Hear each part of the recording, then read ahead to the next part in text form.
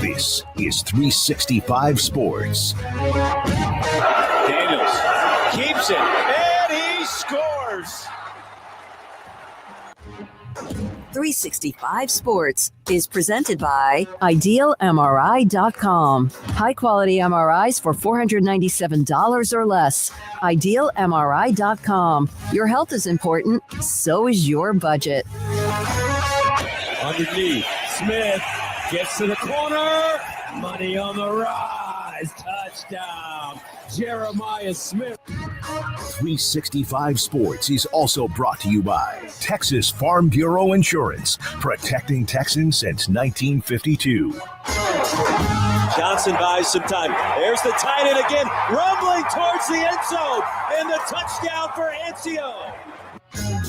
Remember when you had a guy, someone who could fix anything? They're still out there at Batteries Plus. With their quick solutions and expert advice on batteries, key fobs, and phone repair, Batteries Plus will have you in and out and on your way in no time. Batteries Plus, the experts in charge. Klubnik's going to take off. Klubnik for the touchdown. Now here's David Smoak, Paul Catalina, and Craig Smoak. All right, here we go on this Thursday afternoon, and we are past the midway part of the month of October, blowing into Halloween, and eventually, of course, the full throttle holiday season, which also means college football week by week. Games get bigger and bigger, even though there have been some huge bangers so far throughout the year. Good afternoon. I'm David Smoak, Paul Catalina, wearing strawberry today. I don't know what you'd call this, but my wife really liked this shirt. Yeah, it's a good-looking shirt on TV. Craig Smoak wearing his gray shirt and black hoodie and the world champion Texas Rangers baseball cap. You can still call them that, although there's two teams about to play for that here in a couple of weeks or so. All right, so great games this week. The Big 12 has a couple of really interesting games, and, of course, in the top 25, too. So the quarterback situation at Texas Tech. Sam Levitt, here's the injury report. You see all the players from both teams that are on the injury report. And, of course, Arizona State has, it's a massive amount. But the bottom line, and, again, there's some other names that matter, but Sam Levitt is on that injury report, and he's listed as probable. And then Matt Zenitz, who knows about everything, even before a school knows about everything, said it's considered likely, and of course that means probable or better, that he will play against top seventh-ranked Texas Tech, on Saturday. Missed last week's game in a blowout loss to Utah. Yeah, this is great news for Arizona State that he's progressed that quickly, and all he needed was 1 week off. I wonder if they could have just gone and picked the week. It would have been maybe not against Utah, who's a very, very good team, but they're going to need him against Texas Tech, because if you roll out there with Jeff Sims, you're telling Tech they don't really have to have the best game and beat you. And, I mean, I don't want to sell them that short, but it's tough, and they still, Sam Levitt's still going to have to play one of his best games of the season, and he hasn't been quite as prolific as he was a year ago, but he is still a really good quarterback and someone that Arizona State needs if they want to stay in the conference race at all? Well, I don't know what the percentages are, but I just can put it this way, that I think if Jeff Sims were the quarterback, with all due respect, I think they've got like a 5-10% chance of winning this game. I think with Sam Levitt, it's like a 30% chance. Just the point being, I know those numbers aren't accurate, but just to show you the gap and how much I think Arizona State has a chance depending on which quarterback plays. And it might be more than 30. It might be like 50% chance to win this game if Sam Levitt plays. But just saying, it's a massive difference in having one quarterback versus the other. So as somebody who just wants to see the best teams and the best players play, this is great news for anybody else in the same boat who's not hoping that Tech gets the easy layup win here because of the backup quarterback, and somebody who knows that Arizona State fans probably aren't rolling in confident at all in their ability to beat Tech without Sam Levitt as their quarterback. So I think this is a great little spark for the Arizona State fans. They're like, hey, all right, cool. Our guy's playing. That gives us a chance. And then for the Tech fans, like, makes it definitely a bit more of an interesting challenge than it otherwise would be. So yeah, that's great news. There's a lot of other names on that list, like you mentioned. I mean, Baron Morton, there was an update on him, and looks like he's going to be okay to go. He is like Gumby. I said on Monday, were you here on Monday? No, I was playing in a golf tournament. That's right. Yeah. No, I said on Monday, and I didn't mean this in any kind of like personal way, so tell me if you agree with me or if I need to rephrase it, but he's the most hurt but not seriously injured player in the entire country, Baron Morton. Yeah, he's like the guy walking around with the wrap around his head and maybe a patch into his eye for. Yeah, he's been beat up, but he can still play. But it shows that, and I don't think by any means, we've seen him when he's walked off or been taken off the field or whatever. He's taken some beating, yet he comes back for more. He's a tough dude. He's not like what Cam Rising was like, because Baron Morton, when he comes back, is really good. But Rising was a beating over 2 to 3 years before he finally just had nothing left. No, I mean, Rising missed like whole stretches of time, multiple years in a row. Baron Morton's missed like little clips, pockets of time here and there. It's almost strange, just like how he misses time but doesn't like actually miss games almost. But regardless, he's listed as questionable. So if you were wondering about that, looks like he should be good to go. And if not, I know plenty of people feel great about Will Hammond, but I still think Tech, even though you've seen a lot that you like about Will Hammond, I still think you want Morton available with the way things have been going. So they should be good there. The only other like name that really popped out to me was Skylar Gill-Howard, unavailable for Tech. So one of their big D tackles, and obviously maybe the biggest reason why they're winning the way that they're winning is that defensive line. I think that's what has put them at a different level, is what that.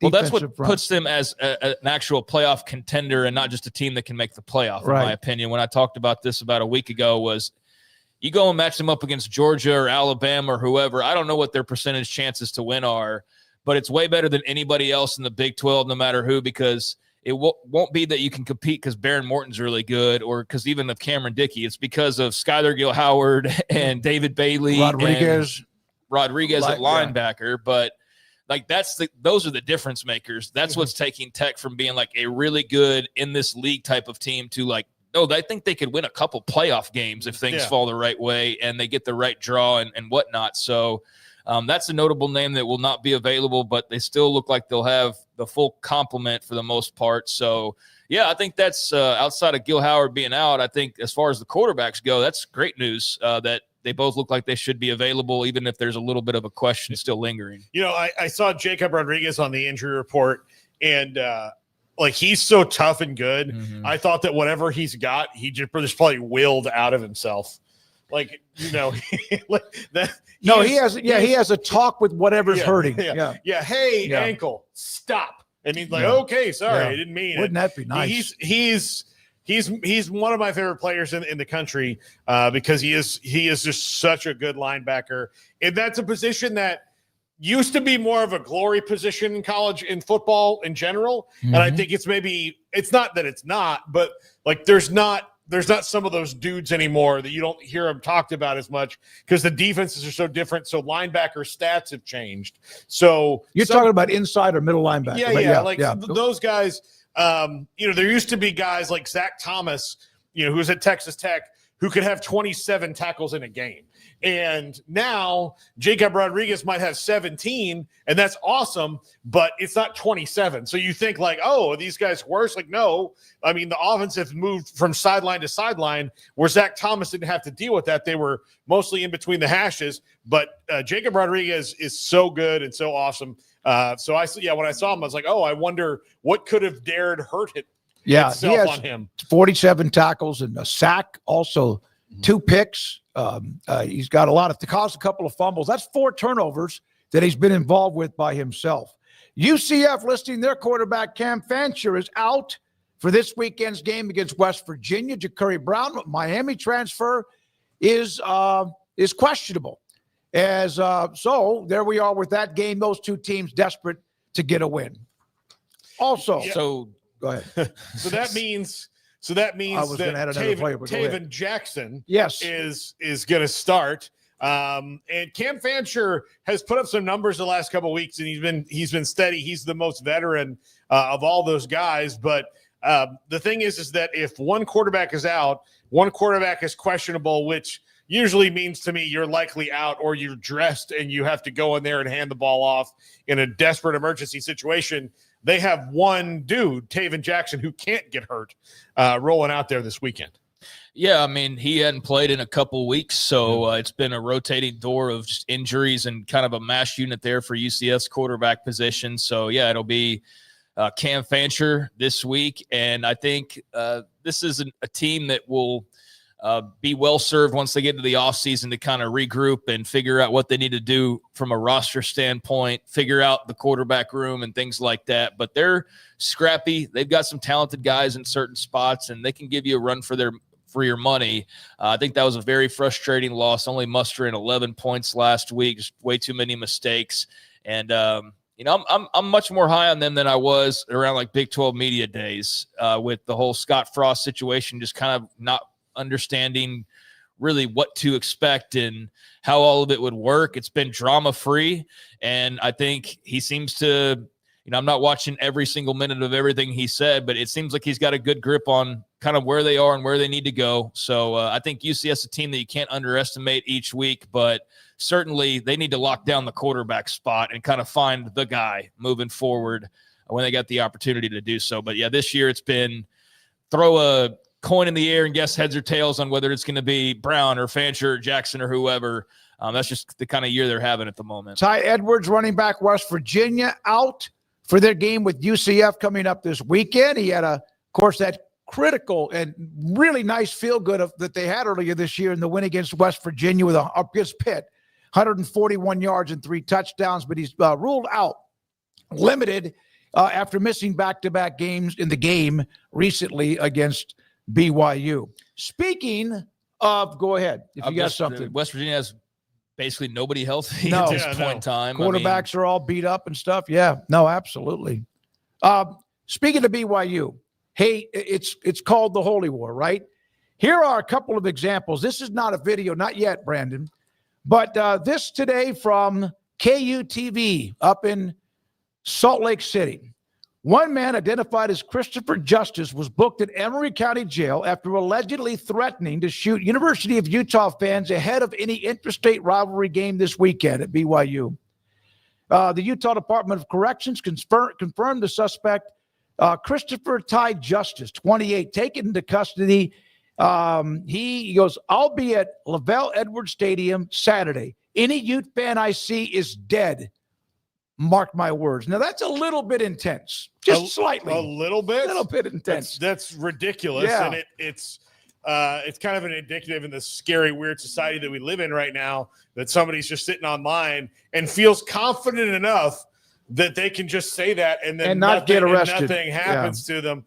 So good work, Utah police, for finding that guy and making sure that did not happen. Somebody tweeted at him and said, hey, kind of back off. He goes, no, anyone wearing red on Saturday is getting shot. So yeah, that's a little bit above and beyond even holy war. Speaking of which, 1999, look at this video. A BYU fan ran onto the field and tackled and started messing with a Utah cheerleader and eventually paid the price for this. There he goes. Now, okay, everything's fine. Okay, he's getting hammered now. So there were no arrests made, and that the BYU fan barred from campus ever again. I'll say that, like, there shouldn't have been an arrest made because that guy, his punishment is there forever. And what year did you say that was? 99, I believe 99. It was. So here we are in 2025, still showing this guy getting his ass whipped. And for all the people out there that think you stop playing the video now, unless Brandon's just really enjoying it, just likes a good ass whooping video. For all the people out there who think that like male cheerleaders are for some reason sissy, did you see the arms on that guy? No, they're like jackhammers. Up human beings with one hand. Yeah. And just hold them there. Yep.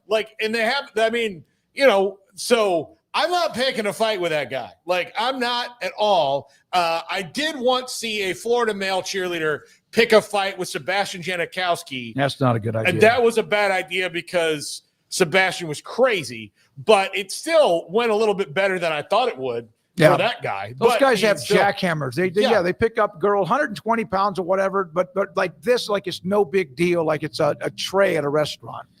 Is there any reason you were playing this, or is it just a because throwback? This is the week? Okay, I wonder if there's. I've had a couple of it. people in Utah that have sent me a couple of nuggets. Utah, both BYU and Utah fans saying, "Hey, this is just a few of the notes." The guy today that I mentioned earlier about getting arrested, threatening Utah fans. That was news from this week. Yeah, I was trying to figure out if there's a reason for it other than just we're looking at the rivalry and kind of the insanity of it all. But yeah, I think Paul needs to sit closer to the TV because those are some weak ass punches, man. I don't know if he was holding back, but like that looked like he was either holding back or he doesn't know how to throw a punch. He wasn't definitely whooping any ass though. I know that much. I mean, so yeah, maybe he was just trying to. Hey, that dude. Show it again, Brandon. Let's make a judgment one here. One guy was on the ground. Yeah, show it again. Let's see it if you got it. I want to see if this is literally. You got rid of it. Oh. What is it like? What do they call it? Snapchat? Yeah. Like, well, we got other things. Okay. But yeah. All right. That's fine. So, I mean, look, maybe not. I mean, he got the point across. I'm just saying, though, like, that's not like any real ground and pound is all I'm saying. He got the winning end of that. But if you're actually sitting where I'm sitting, those punches weren't looking like they were hurting all that much. But, yeah, he got the point across. And there's no love lost between these two. We understand that. And there's examples from all over the decades on how and why that is. But, I think there is just a little bit of craziness on both sides, and college football rivalries can kind of be that way. And you get your extremes like that weirdo who you just mentioned a second ago, and get people running on fields and just all sorts of craziness. So hopefully there's none of this sideshow stuff that really distracts from the game this weekend. I don't anticipate that there will be. But, yeah, when you have as much personal bad blood and just history as these two teams have, and it's college football, so there's also just going to be the base craziness involved with being a college football story. They could probably fill out books and books with the stories and tales of various incidents and craziness that's happened around these holy war games. If A&M and SMU were to play soon, we would show the what do they call them? The guys from A&M with the swords. Remember they got mad at the SMU cheerleader? Yeah. And all right, one quick note before the next note that Brandon puts up. Cade Klubnik, this came in this afternoon. Cade Klubnik's availability, they're concerned about it within the Clemson program. According to Larry Williams of Tigers Illustrated, suffered a sprained ankle late in the third quarter in their win against Boston College. So, Paul and Craig, who is his backup? Christopher Vizina, who has not played all that much. In years past, the backup quarterback at Clemson has played a little bit more because they had more blowouts, but he's entering this year. He'd only thrown 34 total passes, 6'4", 210 out of Birmingham. He, was fairly highly recruited guy, but this year he has thrown 14 passes for 37 yards and an interception. So he has not played much, and he is the current heir apparent to Cade Klubnik. Now, this is his audition for next year if it does, considering that Dabo Sweeney is at least a little bit open to the transfer portal now, or if he gets some kind of big-time recruit. He learned his lesson with freshmen years ago when he slow-played Deshaun Watson and lost a couple games and then rolled him out there. But this is not good. This lingers.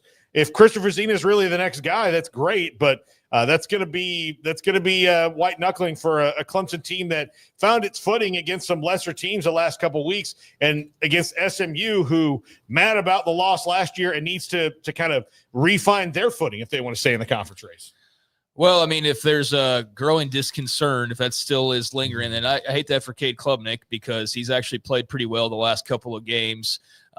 They've been able to kind of scratch back some of their respect after the way the season started on such just a bad note. But yeah, I think you're obviously wanting Cade Klubnik to play, and so I guess I'll be like most of the rest of the country and get a full glimpse of Vizina if that's who they roll with this weekend. But yeah, it's unfortunate that Cade Klubnik's story, for those who were hoping he'd be more of in a national championship race like right now, or competing for one of the spots in New York for the Heisman Trophy ceremony, I mean, that's all completely off the table despite the injury. But now if he were to miss time, then that's just, more, I guess, more hydrogen peroxide in the wound that has been this 2025 season for Clemson, where it just feels like you're kind of getting kicked over and over again. So, yeah, I hate that for Cade Klubnik. Interested to see Vizina play and how they perform, if, in fact, that's the direction they have to turn. But I know for SMU, they got to be thinking, great, perfect. I mean, although if they're like me, you want to see the best against the best, so you wanted to play against Cade Klubnik. And, yeah, they've got a little bit of a history, although it's a short history. So, that's unfortunate, but definitely good news for SMU and for Clemson. I mean, they've got some winnable games still ahead, but they could also go like 1-4, especially if Cade Klubnik's not playing. So really curious to see how they try to build off of winning a couple in a row, but this won't help. All right, so there we are with that, and you're right, Clemson has no room for error. There's a few of those that were in the playoff last year that have zero room for error, they're including done. They're out. I'm talking. That's what was no room for error mean. Well, that means there's still they have some plenty room. of room. They can have error. Can they win the ACC? Can they win the ACC? Probably. They're done. Yeah, they've already lost 2 games. Yeah. Well, I mean, someone's going to upset They're 0-2 Miami, in right? the ACC. Florida State. Oh, they're out. Look, Florida State's 0-3 in the ACC. Clemson's 0-2. They're out of this thing. They're out of it. You guys need to give Dabo more credit. So they have. Both of them have plenty of room for error because they can mess up and it doesn't matter all for the rest of the year. So yeah, no room for error means there's still like a little room that's there. They've got no juice whatsoever. Yeah. Will you keep their microphones muted, please? You could look. They can ram every truck into the rock that they want. Now they'll that's just, true. Just say, "Hey, we're trying out trucks." There's a nice handful from the last year's playoff that have no room for error. Clemson has no room, while Texas and a couple of others have no room for error. Kirk Cignetti, speaking of which, maybe the best team in the country, went into Oregon and beat the Ducks.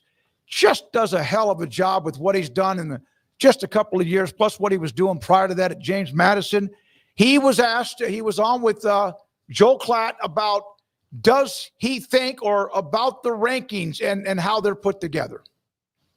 And let's face it, college athletics, college football has really changed a lot, in the last 5, 10, 15 years. And there's a division. There's no doubt about it in the media. And a lot of it's tied into whatever TV network is covering which conference. And then you're going to have sports writers that support those schools and are against the other schools. So there is definitely a great divide. All right, so Klatt was going to follow it up, and then they cut it off. But there he is. You hear that argument quite a bit. Paul and Craig, we have breaking news on Kirk Cignetti, right? We do. Let's just go ahead and play the video. He has signed an $11.6 million per year extension and released this video. Indiana released this video. Wife Manette and I love Indiana University, Bloomington, the state of Indiana, the people we've met. We have very strong feelings about President Whitten and Scott Dolson. And we've accomplished a lot here in a short amount of time, but still have a lot of work to do. So I couldn't be more proud to be a Hoosier, and I plan on retiring as a Hoosier. And the way that this state has embraced us and our success in football has meant more to me than anything else. So I just wanted to get on camera and let you know that Kurt Signetti is going to work daily to make Indiana the best they can be. There's a picture under Indiana football in Bloomington to stay, signing his contract extension.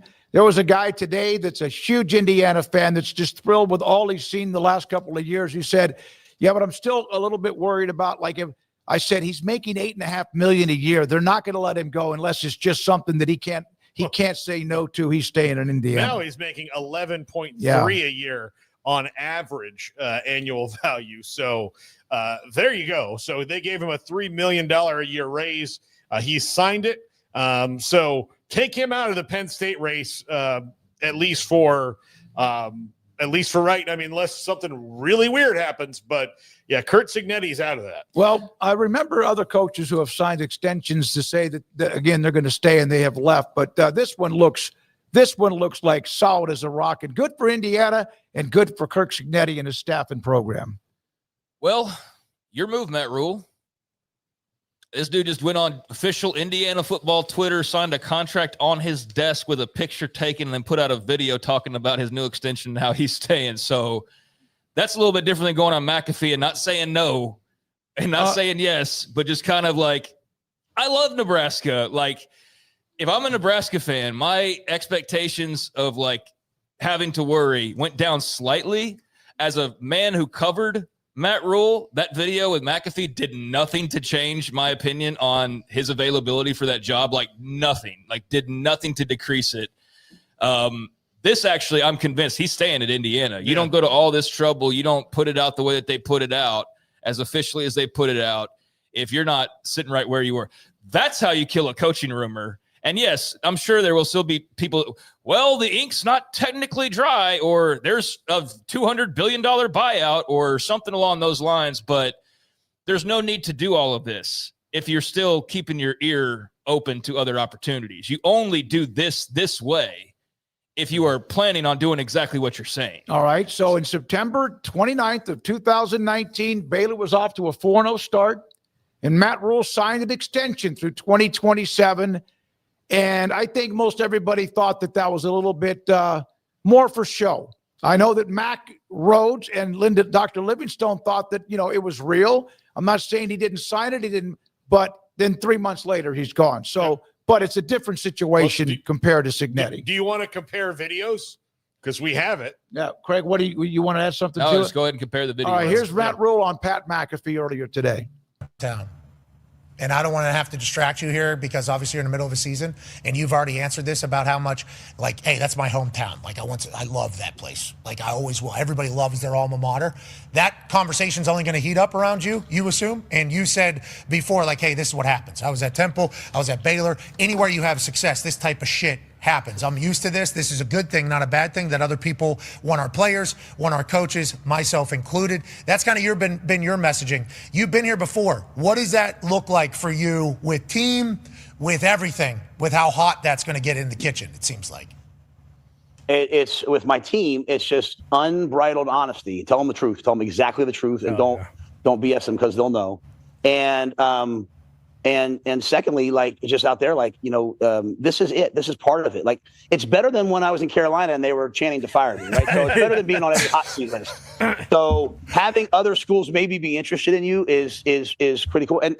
But I don't do that during the season. I don't mess around with that. I don't play that. And at the same time, this is not a jumping off job. This is a destination job. This is one of the greatest places in the world. This is a town of 300,000 people. This isn't everyone says like Lincoln. It's 300,000 people here in Lincoln. Like, I can do whatever I want here. I have a great young team, the youngest team in the Big Ten. Think about how good we'll be next year. Now, I'm not thinking about next year, but where we are right now, like, we're learning.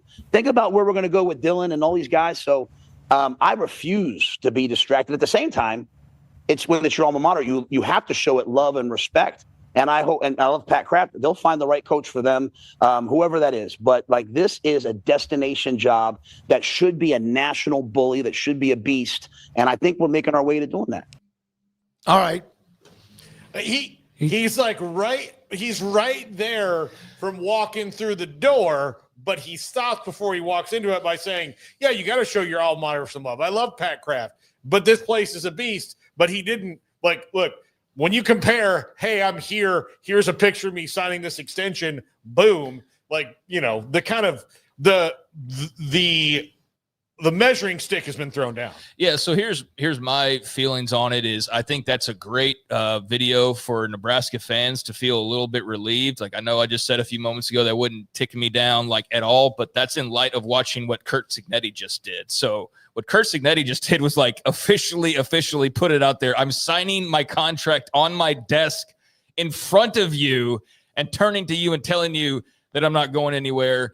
I think Matt Rule went a step forward in at least soothing Nebraska fans' fears. And look, if he stays in Lincoln, that won't be a shock because that is a great job, just like he said. And I, for one, hope that he stays in Lincoln because I want to see him sit there and build it out and actually know what that looks like when Matt Rule's on a job for 4, 5, 6, 10 years and what he can actually build, because I think he's a great builder.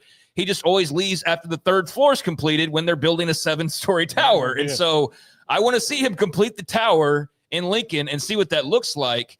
And so, yeah, if you take that as it's over, Johnny, there's no chance Penn State's getting him, then that's great. I think it's like 60-40 at best that he's staying there until I see otherwise, because I've seen coaching searches. Until it's put down as officially as what Curt Cignetti just did, then I'm always going to feel like there's a chance it could go the other direction, particularly when it's as personal as it is for Matt Rule there with Penn State and the people that he knows. But I think that's reassuring for Nebraska fans, if nothing else. And then for Indiana fans, I mean, you couldn't have drawn that up any better than because he could have come on there and said, I'm going to sign. He signed it on screen. Like, he did everything he could do to try to make sure that you feel like he is sticking to his word. And so that's just awesome. Forget Matt Rule and the other coaching carousel jobs. That's just awesome for Indiana football. Let's start there. Like, this program that outside of Bloomington, very few cared about or knew much about has over the last 2 years become like the new hot, cool program in America. Now, I think they're still working on the cool factor because it's just going to take a little while to like build up that reputation.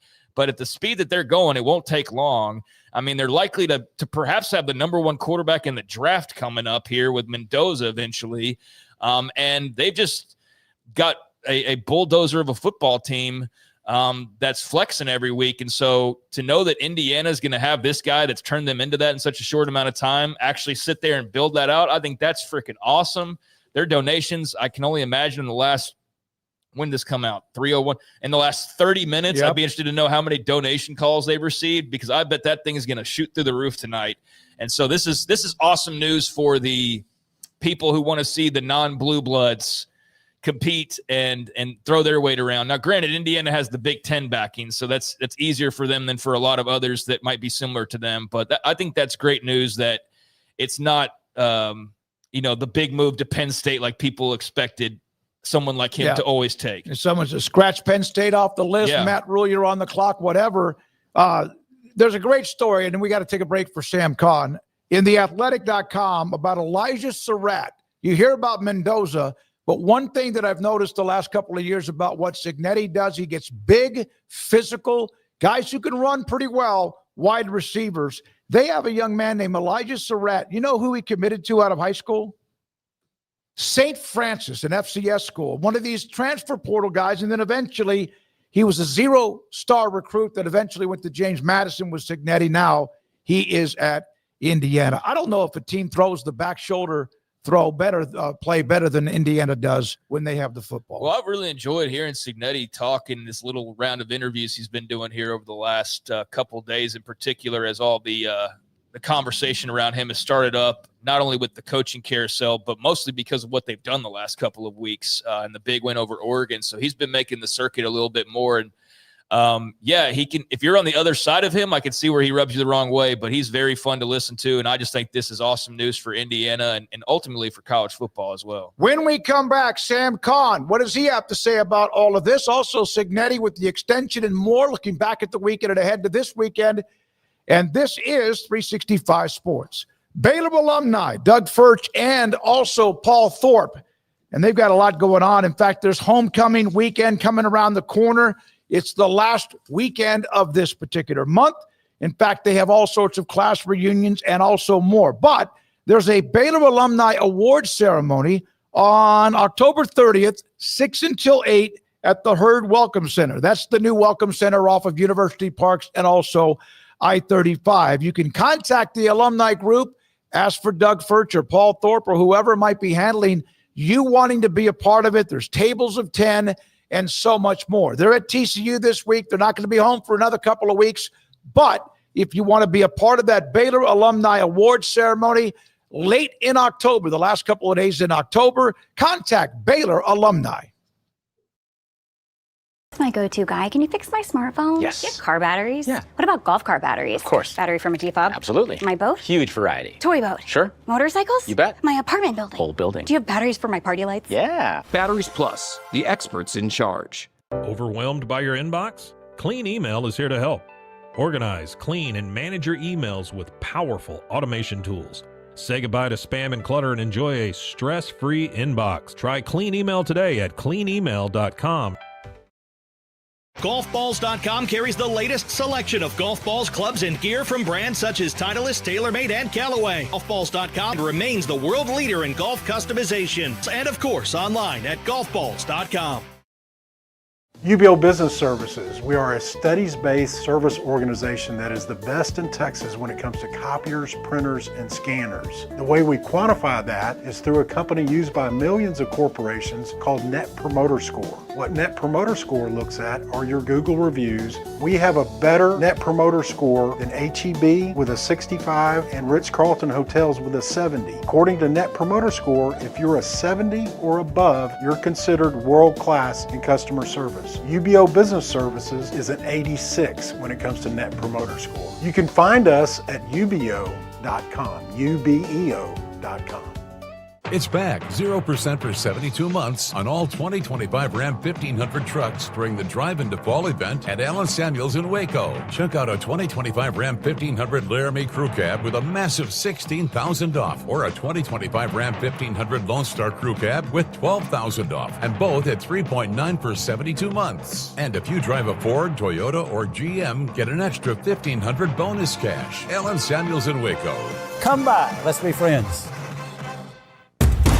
Did you know that 1 out of every 4 men have symptomatic low levels of testosterone and don't even know it? And if you think you're too young to worry about it, guess again. Low T levels can make you feel tired and grumpy, raise your cholesterol, and cause weight gain. Petty Clinic Low T can set up same-day blood screening and results. So if you're tired of being tired, call or go online at pettycliniclowt.com. It's a private clinic with an atmosphere catering to men. Affordable, only $165 a month, including lab work, office consultation, testosterone injections, and follow-up visits, compared to $300 or more a month in Dallas or Austin. And you don't have to drive 90 miles one way or the other and fight the traffic. Petty Clinic Low T has board-certified physician consultations and will provide the best form of brand strength testosterone. Contact Petty Clinic Low T for increased energy, improvement in sexual desire and performance, mood, concentration, even a decrease in body and belly fat. Just off Highway 84 and Old Hewitt Drive in Woodway, pettycliniclowt.com. It's football season, and we can create your outdoor tailgating spaces that is actually a part of your home. Bifold doors that tie in the inside and the outside, and you can gain anywhere from 1,000 to 5,000 square feet living space, all while taking in the big game poolside. Call us at Gather & Co. Kitchen and Bath, where we can create your unique tailgating space. You got batteries for my side-by-side? Yes. Replace my flashlight? Sure thing. What about my business? Oh, good one. 100%. Batteries for my fleet of trucks? Gas floor scrubbers? Yes, and fire panels. We have pallets of batteries. Well, what about... As your go-to guy, if it needs a battery, we have it. Well, that's all you had to say. Could have led with that. Batteries Plus, the experts in charge. This is 365 Sports. The 3 o'clock hour is sponsored by Waco Custom Marketplace. Meats, sweets, Texas treats, and a cut above the rest. 425 Lake Air Drive, Waco. It is what time? It is Con time. Sam Con, athletic.com, theathletic.com joins us on 360. There we go. God, that's so overmodulated. Thank you very much, Sam, for joining all of us. Your thoughts about the Cignetti news with a brand new contract, $11.5 million per year. He shows him signing it. He has a comment for his fan base. The university, I think that's rather cool. Is Indiana a football school now? Is that what we're talking about? We're paying the football coach $11 million. Big win for the Hoosiers. This guy's a winner, and he has proven that over the last couple of years. He's proven that at multiple stops, but particularly in the Big Ten, and taking a program that has historically been known as a bottom feeder, certainly in that conference, or just not an elite program. And now they have gone and they've beaten Oregon in Autzen. They're a legitimate college football playoff contender. They're number 3 in the AP poll, and now you re-sign your coach to lock him down for however long that may be. They never really do stay these entire contracts, but a big win for the Hoosiers for sure. And I think to Craig's point earlier, when you have these programs that are not traditional blue bloods that are able to keep their coaches and in turn probably able to keep their team together, that's a big win, because it, I think, increases the parity that we see in the sport. And so when we see Indiana, or we see Texas Tech, or we see some of these other programs that you're not used to being in this conversation, be in it, but not only get into it for a little bit, but stay in it, I think that's a big win, and it's really makes college football interesting and compelling nationwide. Well, I mean, look, Tech, Indiana, other schools are starting to figure out that now that you can actually pay money and do all these things to players, and you can invest in the program from other different ways legally without a microscope on you. And, especially some of the teams from the old Southwest Conference, Sam, I think really felt like, hey, we're after SMU, we got the message. We're not going to cheat that loud anymore. Right. They had to do it really quietly. And so now that you can do all these different things, it's changed what a destination job truly is, because the destination job is where you have a president, an AD, and a coach all together, and a fan base that enthusiastically supports it financially. No doubt. Yeah. It as long as you're committed, and to use Dan Lanning's term, you spin to win, then you can get it done. And you've got to be smart about it. You can't just throw cash around indiscriminately. You have to evaluate, you have to develop, you have to find guys who fit what you do, and have a coach with a vision and a personnel department with a vision. But it's doable if you have the money and you have the want to, which some programs have shown they are. I chuckle when you mentioned the Southwest Conference, because I do find it interesting that a lot of the programs doing well in the last couple of years are former Southwest Conference programs. Yes, SMU made the playoff last year. Baylor had a good season last year. They're have a winning record this year. Texas A&M is doing really well. Texas, of course, we know went to the playoff last year. They're 4-2 right now. Texas Tech is out there undefeated right now in the top 10. I do find it really interesting that the Southwest Conference programs are thriving, but it's not surprising if you know that conference's history. Sam, did you take Matt Rule's video on McAfee today talking about the job as though he's 10 toes down in Lincoln, Nebraska? Look, these things are Parker Fleming, who is on Twitter, Stats of War. I'm sure you guys probably follow him. He always has the bit where he retweets these videos and says, not a denial. And so I am in the bit where I'm looking for all these to say, like, is it a denial? And none of them really are. And it's really an impossible situation to put a coach, especially at this point in the season. Like, we're not even in November. So it's really hard to say anything definitively at this point, because what are you going to say? That, yeah, I'm interested in the job, and sure, I'm going to derail my 5-1 football team by saying I'm interested in going to my alma mater. Of course, Matt Rule is going to be interested. It's his alma mater, and it's an AD who he has a close relationship with. We're all foolish if we don't think that that's something that probably has crossed his mind at some point. That doesn't mean he's going to take the job, and it doesn't mean that he's not going to stay at Nebraska and do something great. Maybe he will, but that's when your alma mater calls, it's different. Now, one thing I will say about Rule is that, and Baylor fans obviously went through this with Carolina and him going to the NFL, which I think was a little bit different, but I did find it interesting to see how he talked about Scott Frost this offseason and how he felt for Scott Frost failing at his alma mater. And I do wonder if some of that is in the back of his head, is that when you go home, if it goes badly, it kind of ruins the place for you to a certain degree, right? It kind of sucks to go home and then not make it work out. And I do wonder if the pressure of living up to the expectations, when, by the way, they just fired a coach who had a really good record I granted it wasn't against top 10 teams, but he had a really good overall record and did really a lot of good for that program. I can see a situation where he's getting paid so much in Nebraska now. He's not wanting for money. He got a ton of money from Carolina. He's getting a ton of money from Nebraska. He seems to get everything he wants there. Yes, Penn State is a better program and on better footing right now, but I could also see the argument for quality of life and saying, hey, I don't want to put myself and my family through that. So do I believe him that he won't consider it? Not necessarily. I think he thinks about it. But do I think it's a slam dunk that he takes it? Not necessarily. What was your overall thought? You mentioned Franklin's record, the fact that it was just last, January, December, he was 3 points away from playing for a national title, almost beats Oregon. Of course, that was almost. And then just that place, from all the reading of various columns from people who are around they're not anti-Franklin, but that place just died inside after the Oregon game. Yeah, I can understand it. I mean, if you see the way they played on the field the 2 weeks after that, it certainly looked like it. They certainly looked like a program that had taken a punch in the gut. And you don't want to see that when you know you still have a chance to make the playoff and you still have a lot in front of you when you just lost to Oregon. But it's tough. Look, James Franklin has a really good record. He elevated that program to a level consistently that I thought was pretty impressive. His record against top 10 teams is what it is. And whether you want to say it or not, the guy could not win the big games and he could not get the big breakthrough. I mean, getting to the semifinals last year was great.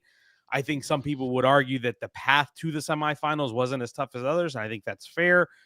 Do I think they should have fired him in the middle of the season? Probably not. I think I probably would have played it out, but I'm also not in State College, and I don't know what the vibe is like in that building, in that place. And so I understand it, and I think there is a degree of the old adage of what you have to do eventually, you have to do immediately.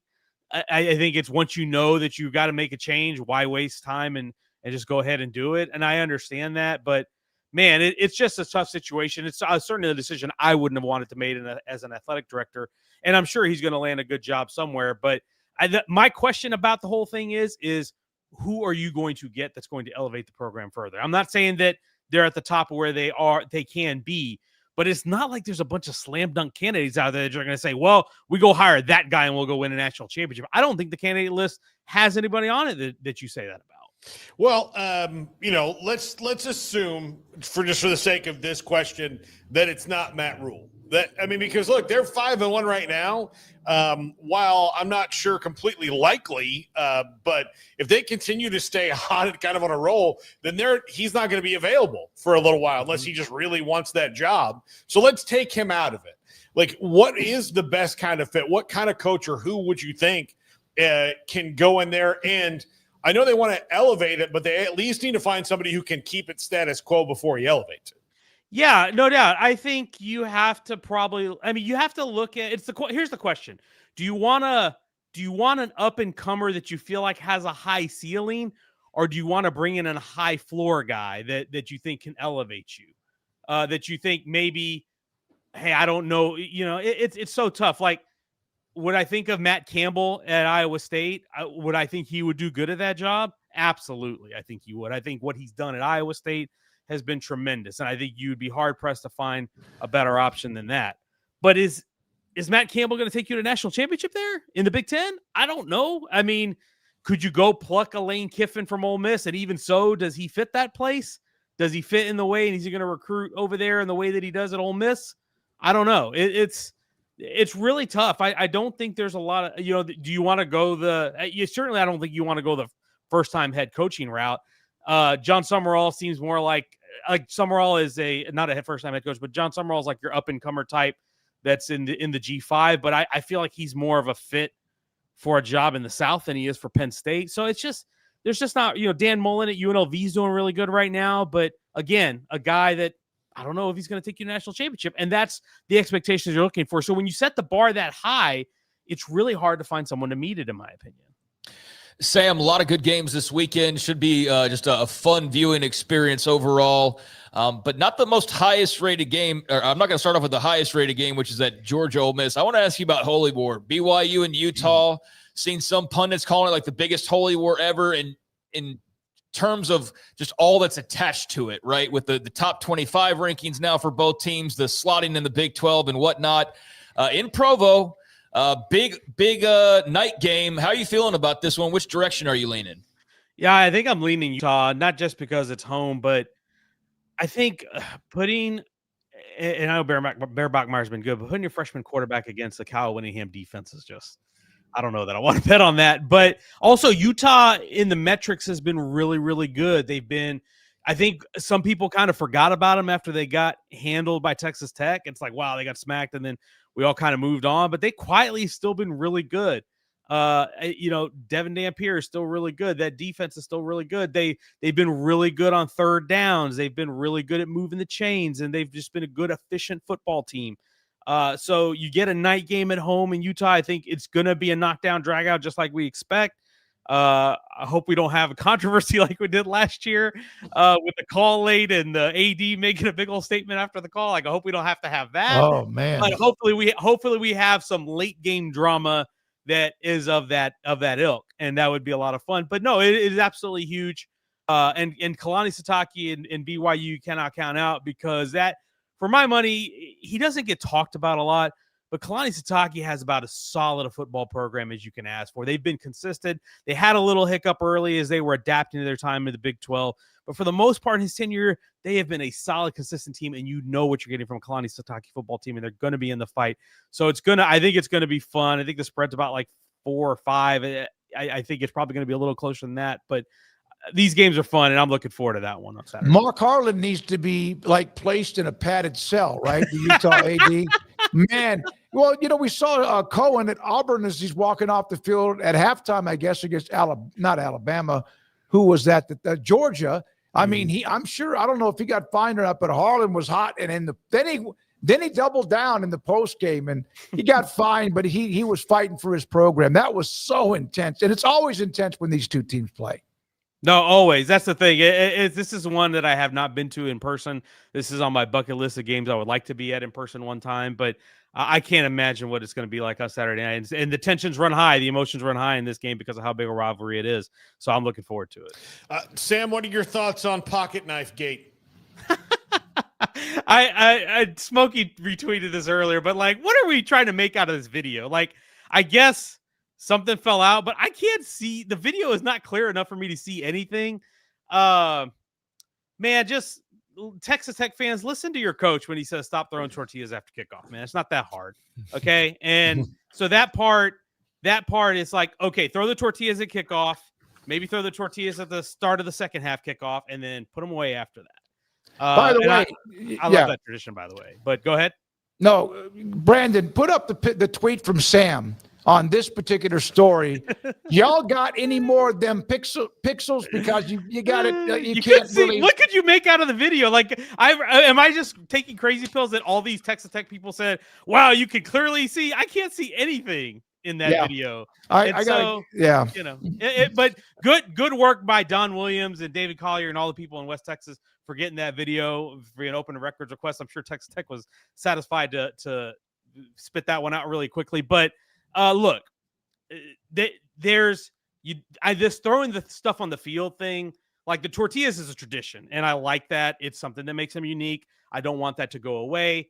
But I'm not saying they threw a pocket knife on the field. It doesn't look like they did at this point based on everything we're hearing. But the officials and league commissioners, everybody's sensitive about this after what happened last year with Texas and Georgia. They started throwing stuff on the field. A call got changed. And then we started seeing a trend last year of people throwing stuff on the field. So I think the leagues, the commissioners, the officials are all very sensitive about this. So it is what it is. Look, I know Lance Leipold got upset. His team also got run, man. And when you're upset after a game, when your team gets run like the way they got run, hey, it happens.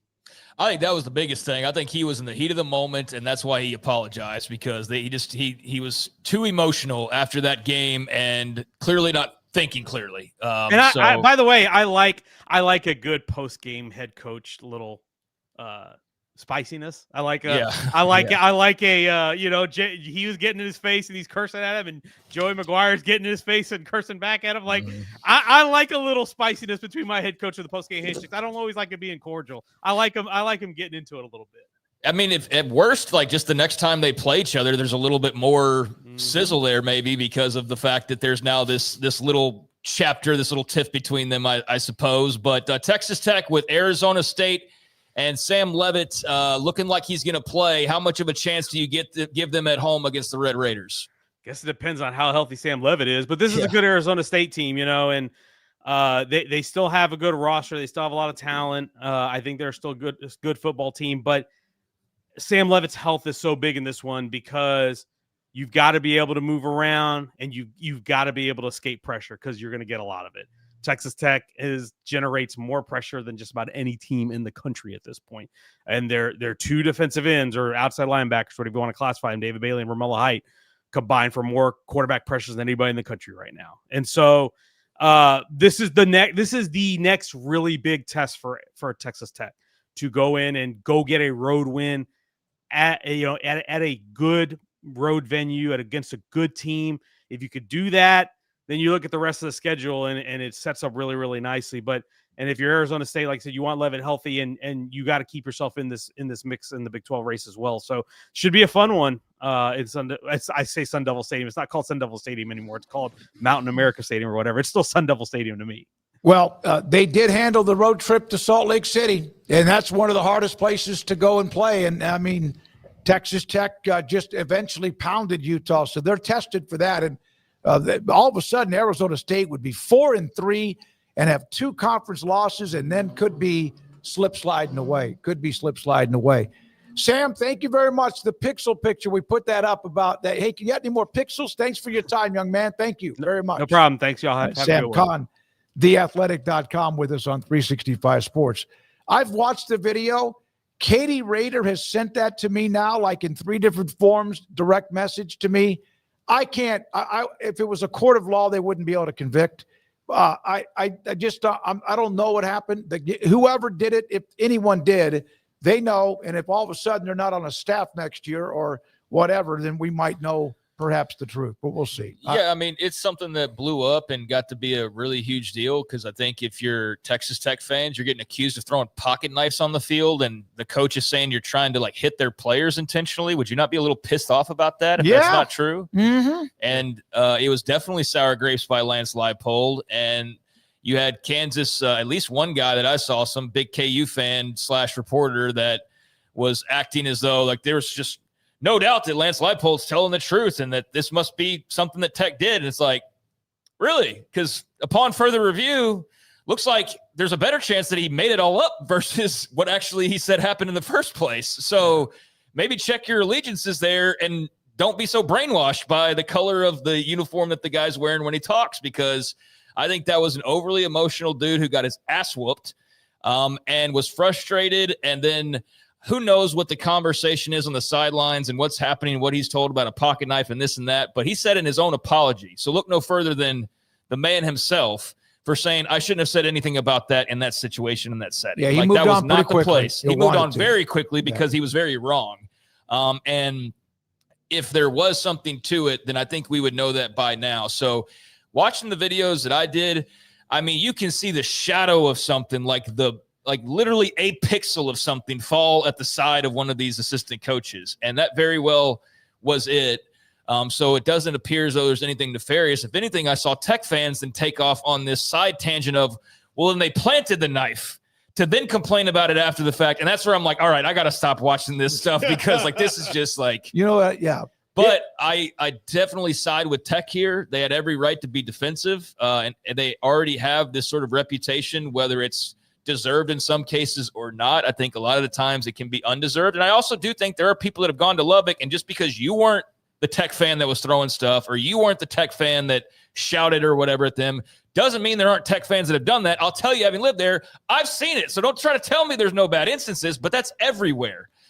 So I think they are very defensive because they are a great fan base that does have this reputation about being like overboard and crossing lines. And so to then say, well, you guys are throwing pocket knives on the field, that takes it up a notch where you got to get, you got to get your, if it was a beer can or straight. something like that, you know, this is one of those stories that in college football, eventually grows into like 4 levels above what it really was. Well, it did. It started to become that. And then when you started going, well, did he drop it on purpose to then later paint tech is like to try and it was like, if they were thinking that far ahead, then no wonder they got their ass whooped because they were thinking about this and not how do we defend the run? That's what they should have spent their time on rather than concocting some scheme to utilize after the fact. But I'm glad that everybody now knows there's video cameras everywhere. And now everybody knows that Tech could probably use an upgrade on some of their sideline cams because of the fact that you still couldn't see exactly what was happening. But if there is an upside to cameras, to our surveillance state that we now live in, that's a good example of, you can't just lie about anything now because there's a good chance it's actually on video. There's cameras everywhere, not to mention whoever's in the stadium. But here's the thing. I've seen the different level. There's still, I don't know. Let's move on. Leipold screwed up by his reaction. Joey fought back. Good for him. Fans love him for that. He loved him before that. But there's no. If I was on the jury, would you convict the kid from KU? No. Or the staff member? No. Doesn't mean he didn't do it, but who cares now? It's over. Well, I think the people that care are the people that just had them accused of throwing knives on the field. Those are the people that care. Now, they might be taking it too serious 2 days after the fact or even close to a week later. But given that this was just as much as it will be settled yesterday, last night, I think that, let's see how, if like there's people that are still crowing about it 2 and 3 days from now, then everybody, like there's a new game to play at this point. But given that this was just brand new last night, I think everybody was still reacting to, oh, wait, now there's video. And this clears things up somewhat more than it was cleared up before. But I mean, it was definitely a he said. And unless something else drops, then everybody's going to maintain what they probably already thought to begin with. But certainly there's nothing to indicate that there was knives being thrown at KU players on the sidelines. It's a great, fun college football tale, truth, or just everyone overreacting in different ways. Well, Lance Leipold definitely overreacted. That we can all agree on, and he's apologized and said as such himself. So I'm glad that he did that. I got a lot of respect for Lance Leipold, but I also know there will now be those Tech fans and those Kansas fans that hate each other simply based off this. So if this adds, like I was saying to Sam, a little bit of sizzle to the next time that they play, as silly as it may be, then hey, that certainly doesn't hurt things. Remember the butt fumble? Yeah, and it was a bad call by the officials. The snap was being, and that lasted forever. It was a bad call. The officials blew it. The replay blew it.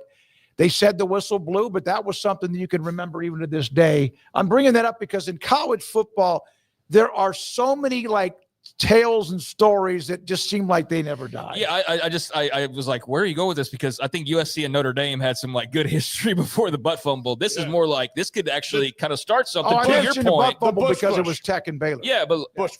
That's what I'm thinking of. Is the Bush push? I'm thinking about you're thinking about Sanchez in the NFL. Yeah. Oh, no, Baylor and Tech in overtime. Oh, okay. And Tech recovered. They said no, it was a bad call. Baylor kept the ball, went on to win the game, and that's one of those that blossomed and was on fire for a few weeks. Sorry, I was confused with the NFL butt fumble and the guy who's involved in that now being involved in a lot of other headlines here recently. And then I got confused with the Bush push. And that, I mean, to that point, though, even with all the history of USC and Notre Dame, I was just watching a video on that yesterday. They were highlighting the Bush push again because it's part of the buildup for this week's game. So, that took another element of lore and added on to the rivalry. And there is, in football, at least, no rivalry to speak of between Kansas and Texas Tech. But the overall point as we get all the way back around here is that maybe that starts something. Maybe now there's a little bit of a bad blood to make that game a little spicier when they meet moving forward. And if so, that's nothing but a good thing in my opinion. But I'm glad that this appears to be settled for now and everybody can move on, although there's going to be some people that don't move on. All right, when we come back with the 4 o'clock hour, we'll get to a couple of things. By the way, I saw a note in theathletic.com about the latest projection.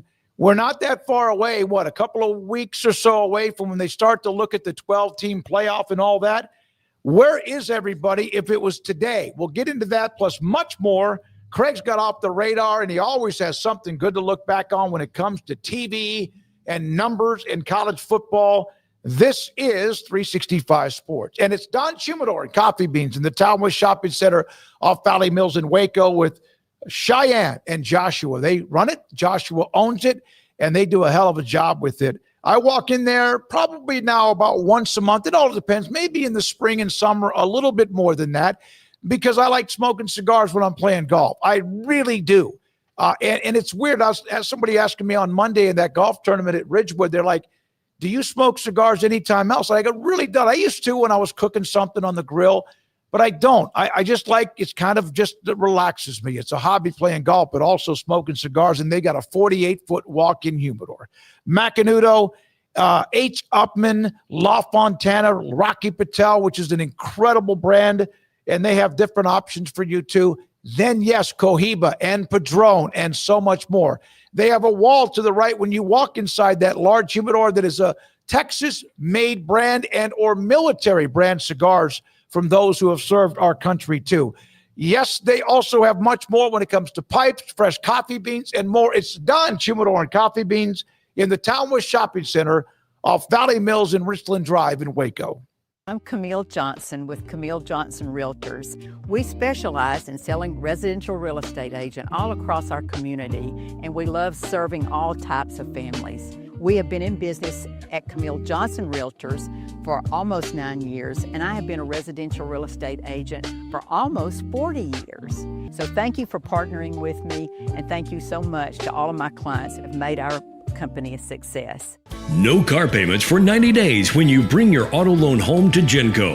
Get 4.79% for 48 months and make no payments until 2026. Plus, get entered to win 3 months of no car payments. Bring your auto loan home to Genco. Lower your interest rate, save money, and no payments until 2026. For details, go to GencoFCU.org. My money, my future, my credit union. Genco.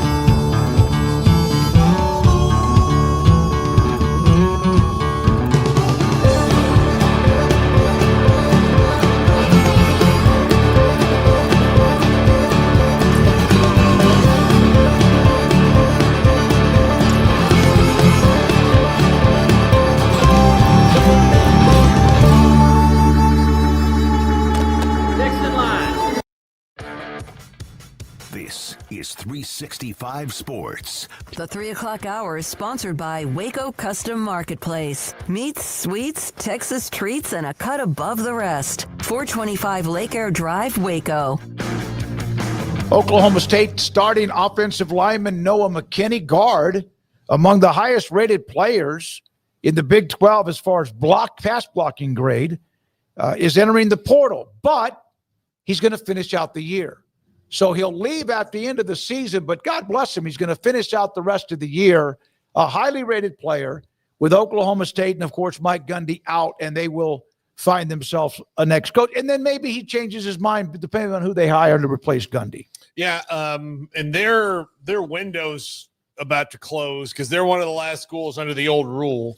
But, so yeah, glad that he's staying for the rest of the year. I hate that the nature of it has to be that you have to leave and there's these eligibility things. And, speaking of that, reading Ross Dellinger earlier today, the NCAA is not going to go, no red shirts and no none of that stuff.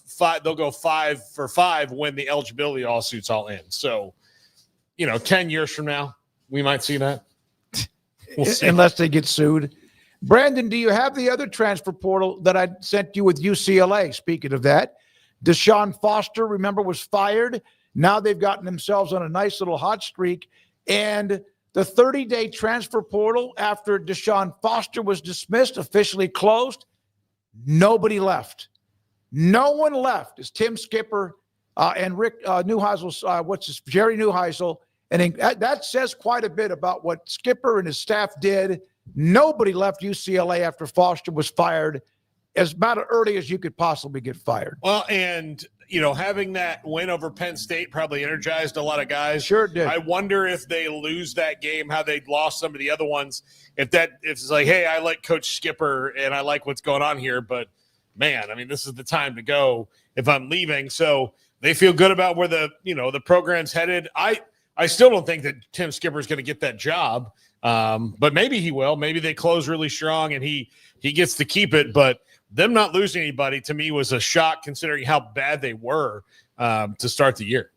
Yeah, I mean, that's incredibly impressive. It means that guys are clearly buying into what's going on currently, want to remain a part of that and guess where it goes. So nothing at all negative about that. And I think even going back to McKinney and Oklahoma State, he's said that he remains open to staying in Stillwater depending on who the head coach is. So he'll play out this year. And I think he's already being contacted based on the reports that I saw. He let it be known. So he's already fielding offers or talking to schools, but he's going to stick around. And looks like the Oklahoma State head coach will have at least an opportunity to sway him back or to keep him in place. And that's better than the alternative of he jumps in, he cuts all ties, and then he's basically, romancing with the bigger schools or whatever, like some guys can do.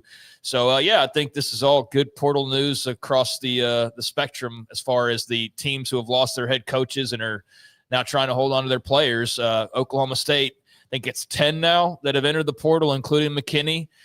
So we'll see where all that lands. It's hard to judge it too much. I mean, yeah, it sucks and yeah, it hurts, but they're at the bottom of the barrel right now. So it's not like they're going to sink any further without any of these guys. It just means that there's like very little chance of it going any higher than it already is. But I think most kind of already anticipated that. And you ride out these next 6 weeks and then you go get your new head coach and there will be nobody maybe outside of Texas Tech or maybe a Utah or BYU or somebody who has a huge year. There will be nobody, I imagine, who's banging pots and pans and making as much noise and talking themselves up as Oklahoma State will be coming up here in the next few months. Wet Blanket, our resident Oklahoma State phenom, says that Oklahoma State's AD Weiberg is having a coaching search update at 4:30. Oh, great. Fantastic. Well, Good Wet for you. Blanket. Thanks at Wet Blanket. Thanks for letting us know that. And doesn't mean anything other than maybe an update, but it could be something more. I don't think he's going to be announcing the new head coach out of nowhere, but that's good to know, and we'll be on the lookout for that. And in case we don't mention it, if there is something of substance, then please feel free to pass it along in chat because I know it's kind of getting lost in a lot of the other jobs that are out there now, but that's a really big job, man. That's a good ass job there in Stillwater. Hey, if you are wanting to go to it's got a fan base. They've got money. I mean, they may not have as much as others, but they've got money and they've got resources. You can, like, the Big 12 conference is wide open all the time. It doesn't take much to go from out of it one year to in it the next year. And that means you can get in the playoff, outside of not wanting to live in Oklahoma or something. I don't know what could be the knock on the job, really. It's a very good job. It's a really good job. It's got, good football history, not a great one. I mean, they haven't knocked down a lot of those doors yet, but that just means that the guy who can do it hasn't been there yet. But the guy who was there for the last 20 years is one of the better coaches in the country until, it just got stale and they need a new, kind of invigoration of a different idea for the program. So, yeah, I mean, I think that, of all the jobs that are open, it's one that is, it's been well overshadowed, but it's one of the best ones. It's like there's some college towns that are just gorgeous, and there's some that, it's where the college is. Some places are different than others, but Stillwater, that is a passionate fan base, and I think after what they've seen the last couple of years, that whoever it might be, the university administration, the fan base, and donors will absolutely want to make sure that they don't have to go through a coaching search yet again anytime soon. Now, Can you guys name right now, this is just kind of having fun with this, of the 12 college football playoff, theathletic.com did a midseason report. And by the way, they pounded themselves. They criticized themselves because of who they had as who was most likely to play in the playoff, but also win it. The Heisman, we know what was at the top of the list with Arch, among some other stories too. Who would you say will be in the 12-team playoff as of right now? It's not that difficult, but there's maybe a team or two that might not be mentioned. Well, let's start just going by conference, all right? All right. So Texas Tech's in the playoff. Texas Tech. Let's go to the SEC and Alabama. Georgia. Yeah, Georgia would be in. Let's just start there. Let's go to the Big Ten, Indiana. Yep. Ohio State. And Oregon. Okay. ACC would be Miami. Yep. So how many do we have? Like 5? You need a G5. You Uh, got 7 I'll right say now. USF on the G5. Okay. Yeah, of course. That's correct. Okay. Ding.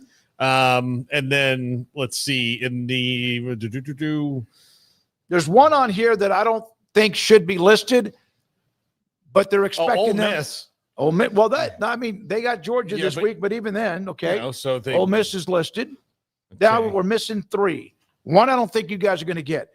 Georgia Tech. They are. Yeah. Well, I mean, look, have they lost yet?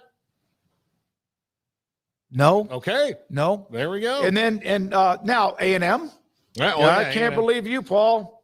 And then Look, the other one is Notre Dame, which I don't think should be listed here. That means they have to pretty much run the table. I'm Well, not going to say any room for error because I misfired on that last Well, I time. mean, they don't actually do. Yeah, you're right. You'd be right on that. Yeah, they Yeah. don't have any room for error, None. actually. 0, yeah. So they have to win out. But guess what? Their schedule looks like they have a really good chance to do that, although USC could disrupt that and end that this weekend, which I'm sure a lot of people are hoping will happen. But, yeah, I mean, that sounds about right. I don't think there's any clear number 2 right now. Holy War will help turn that in a certain direction after this weekend. Arizona State's on fumes, but I think they could perhaps with the win this weekend certainly shoot themselves back into the conversation. But if they lose, they're done. So, yeah, I think from the Big 12 perspective, you're hoping to get a second, but you're going to have to really – like BYU needs to win out and lose in the championship game type of scenario, or Utah wins the rest of the way and wins the Big 12 title over Texas Tech, who takes their first loss. Like those are the type of scenarios that you have to look at from a Big 12 perspective now, because how many is that in the ACC? 3? If not 4? 2. Miami and Georgia Tech. Oh, it's just 2. Okay. 4 in the SEC, 3 in the Big Ten, ACC 2, and everybody else 1. Yeah, so I just don't know if outside of the one guarantee that you've got much room to play around with if you're the Big 12 hoping to get 2. And we know they didn't get that last year. So the way things are trending, if BYU wins this weekend, I think you'd feel actually pretty good about the opportunities. But, I mean, I still feel like Utah or BYU, whoever wins this weekend, there's still going to be plenty of games remaining for them where they could fall to the wayside or fall into the lost column again. So, yeah, it's kind of Texas Tech versus the world right now. I know that the Big 12 has been, rated, et cetera, and picked whatever, but this is, if you ever needed a conference, and I think for the most part, they're all in as one, but there's still anger, hatred, rivalries, whatever, jealousy, but they have Texas Tech listed as a number 6 seed here. And again, this is just a discussion as an at-large, which means that they would have to probably lose a game not to be one of the top 4 seeds. If they run the table, and we're not saying they are, but they're good, they would have to be one of the top 4 seeds. Would you not agree? I would say so, although I do think that there's going to be 2 SEC teams in the top 4 because they'll find a way to say that they're – one loss, if there's one loss or there, is better than your there's 3 losses is better than your 1. Yeah. Yes. To actually answer your question, yes, they should be in if they're undefeated. If they go through the entire Big 12 and win it and go undefeated, and especially if they're as impressive in victory as they have been. Now, I know the knocks that'll be coming, but you asked the question, should they be a top 4 seed? Yeah, they should be a top 4 seed if they win out. But I know that won't stop the pundits, the PR arms, and certain other places from, flexing that, yes, this 2-loss team or this 1-loss team is more deserving because look at strength of schedule, which why strength of schedule is such a big point of contention this offseason, particularly for the SEC. So, yeah, those conversations are going to happen. That's going to happen every year with any playoff, and it's going to happen every year for any team that's not in the SEC or the Big Ten or isn't named Notre Dame, Miami, or Florida State. So, yeah, that's just going to be a conversation you expect to happen no matter if you're unbeaten or not. And the only way to change that would be to have a bunch of teams on your schedule that were ranked when you beat them. But when you're all dipping in and out every other week from 22, 23, 24, out, back in, you're at 24, you're there for 2 weeks, you're back out, you then win 3 in a row, you're back in at 23. Like, those are the teams they're playing versus 10, 5, 7, 11. Like, look at Oklahoma's schedule. Someone who's not ranked right now that will be 12th by 2 weeks. Exactly. Like, look at Oklahoma's schedule coming up. Like, Tech doesn't have nearly that many opportunities to impress as some other schools have. So they've got to be perfect to ensure anything in my mind. And even then, we're still having this. Well, do you think that would guarantee them a bye? Like, it should, but I know that won't stop the conversation from happening. Tech has already won at Utah. BYU will play in Lubbock later in the year. And, of course, Utah-BYU with a showdown coming up on Saturday night in Provo. All right, Taylor McCarg, CBS Sports around the corner. And then also we have plenty to get to, including off the radar, Paul's Top 5, the Spin the Wheel, quizzes, poll results. So both of them have been up by Andrew during the chat room time. Thank you for watching. If you are on Twitter, we appreciate that at 365 Sports YT for YouTube and also on YouTube itself. This is 365 Sports. Marco's Pizza. Pizza lovers get it. Fastest growing pizza brand in America and 5 locations here. Maybe there's 1 or 5 or more where you are. They have the fresh and new experience. It's a fantastic looking pizza. And in fact, let me get the picture of it. I just had it. Next level, you have deluxe and all meat. You know how much I love the all meat. I'm actually contemplating, because I like thin crust. I just always have. But I'm contemplating, because what I've seen, the picture of the thick crust. Now, I just don't want all that, like almost too much crust. I want to eat the meat and the protein on top of the pizza. But they have that available, and it looks really good where there's just nothing but pepperoni and sausage and much more all throughout the pizza. Chicken, too, and yes, they've got the whole full meal deal. You also can get sandwiches, wings, of course, soft drinks, and salads. Marco's Pizza, Bob Mock, the owner locally, been in the pizza business forever, runs and owns 5. It's the fastest growing pizza brand in America. At marcos.com, pizza lovers get it. With over 25 years of excellence in IT, Carrion Solutions is your trusted technology partner. From managed IT services to cutting-edge cybersecurity, our expert team delivers tailored solutions that drive success. Our portfolio includes products such as Veeam, Bitdefender, Microsoft, Cisco, and Fortinet. Call David Carrion and his team of experts. Call 888-522-2221 or visit us at carrionsolutions.com. Over 30% of adults struggle with chronic foot and joint pain, and many face mobility limitations as they age. But a revolutionary Comfort First slipper has taken the wellness world by storm. Try Cloud Slides and feel you are walking on the clouds. Cloud Slides. Football is back, and Underdog is the best place to make picks and win money all season long. Playing on Underdog is easy. Just pick whether your favorite players will go higher or lower on stats like touchdowns, receiving yards, interceptions, and more.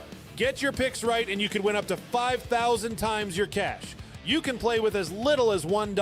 Download the app today and sign up with promo code SPORTS365 to score $50 in bonus funds when you play your first $5. That's promo code SPORTS365. Millions of fans have already won billions making picks on Underdog. Will you be next? Underdog. Make picks. Win money. Must be 18 and up. 19 and up in Alabama, Nebraska, 19 and up, and in Colorado for some games, 21 and up in Arizona, Massachusetts, and Virginia, and must be present in a state where Underdog Fantasy operates. Terms apply. Offer not valid. in Maryland, Michigan, Ohio, and Pennsylvania. Concerned with your play? Call 1-800-GAMBLER or visit ncpgambling.org. In New York, call the 24/7 Hope line at 1-8778-HOPE-NY or text HOPE-NY. That's 467-369. See assets.underdogfantasy.com/web/play and get terms _DFS_.html for details. Serving Central Texas since 1889, TFNB Your Bank for Life takes pride in being more than a bank.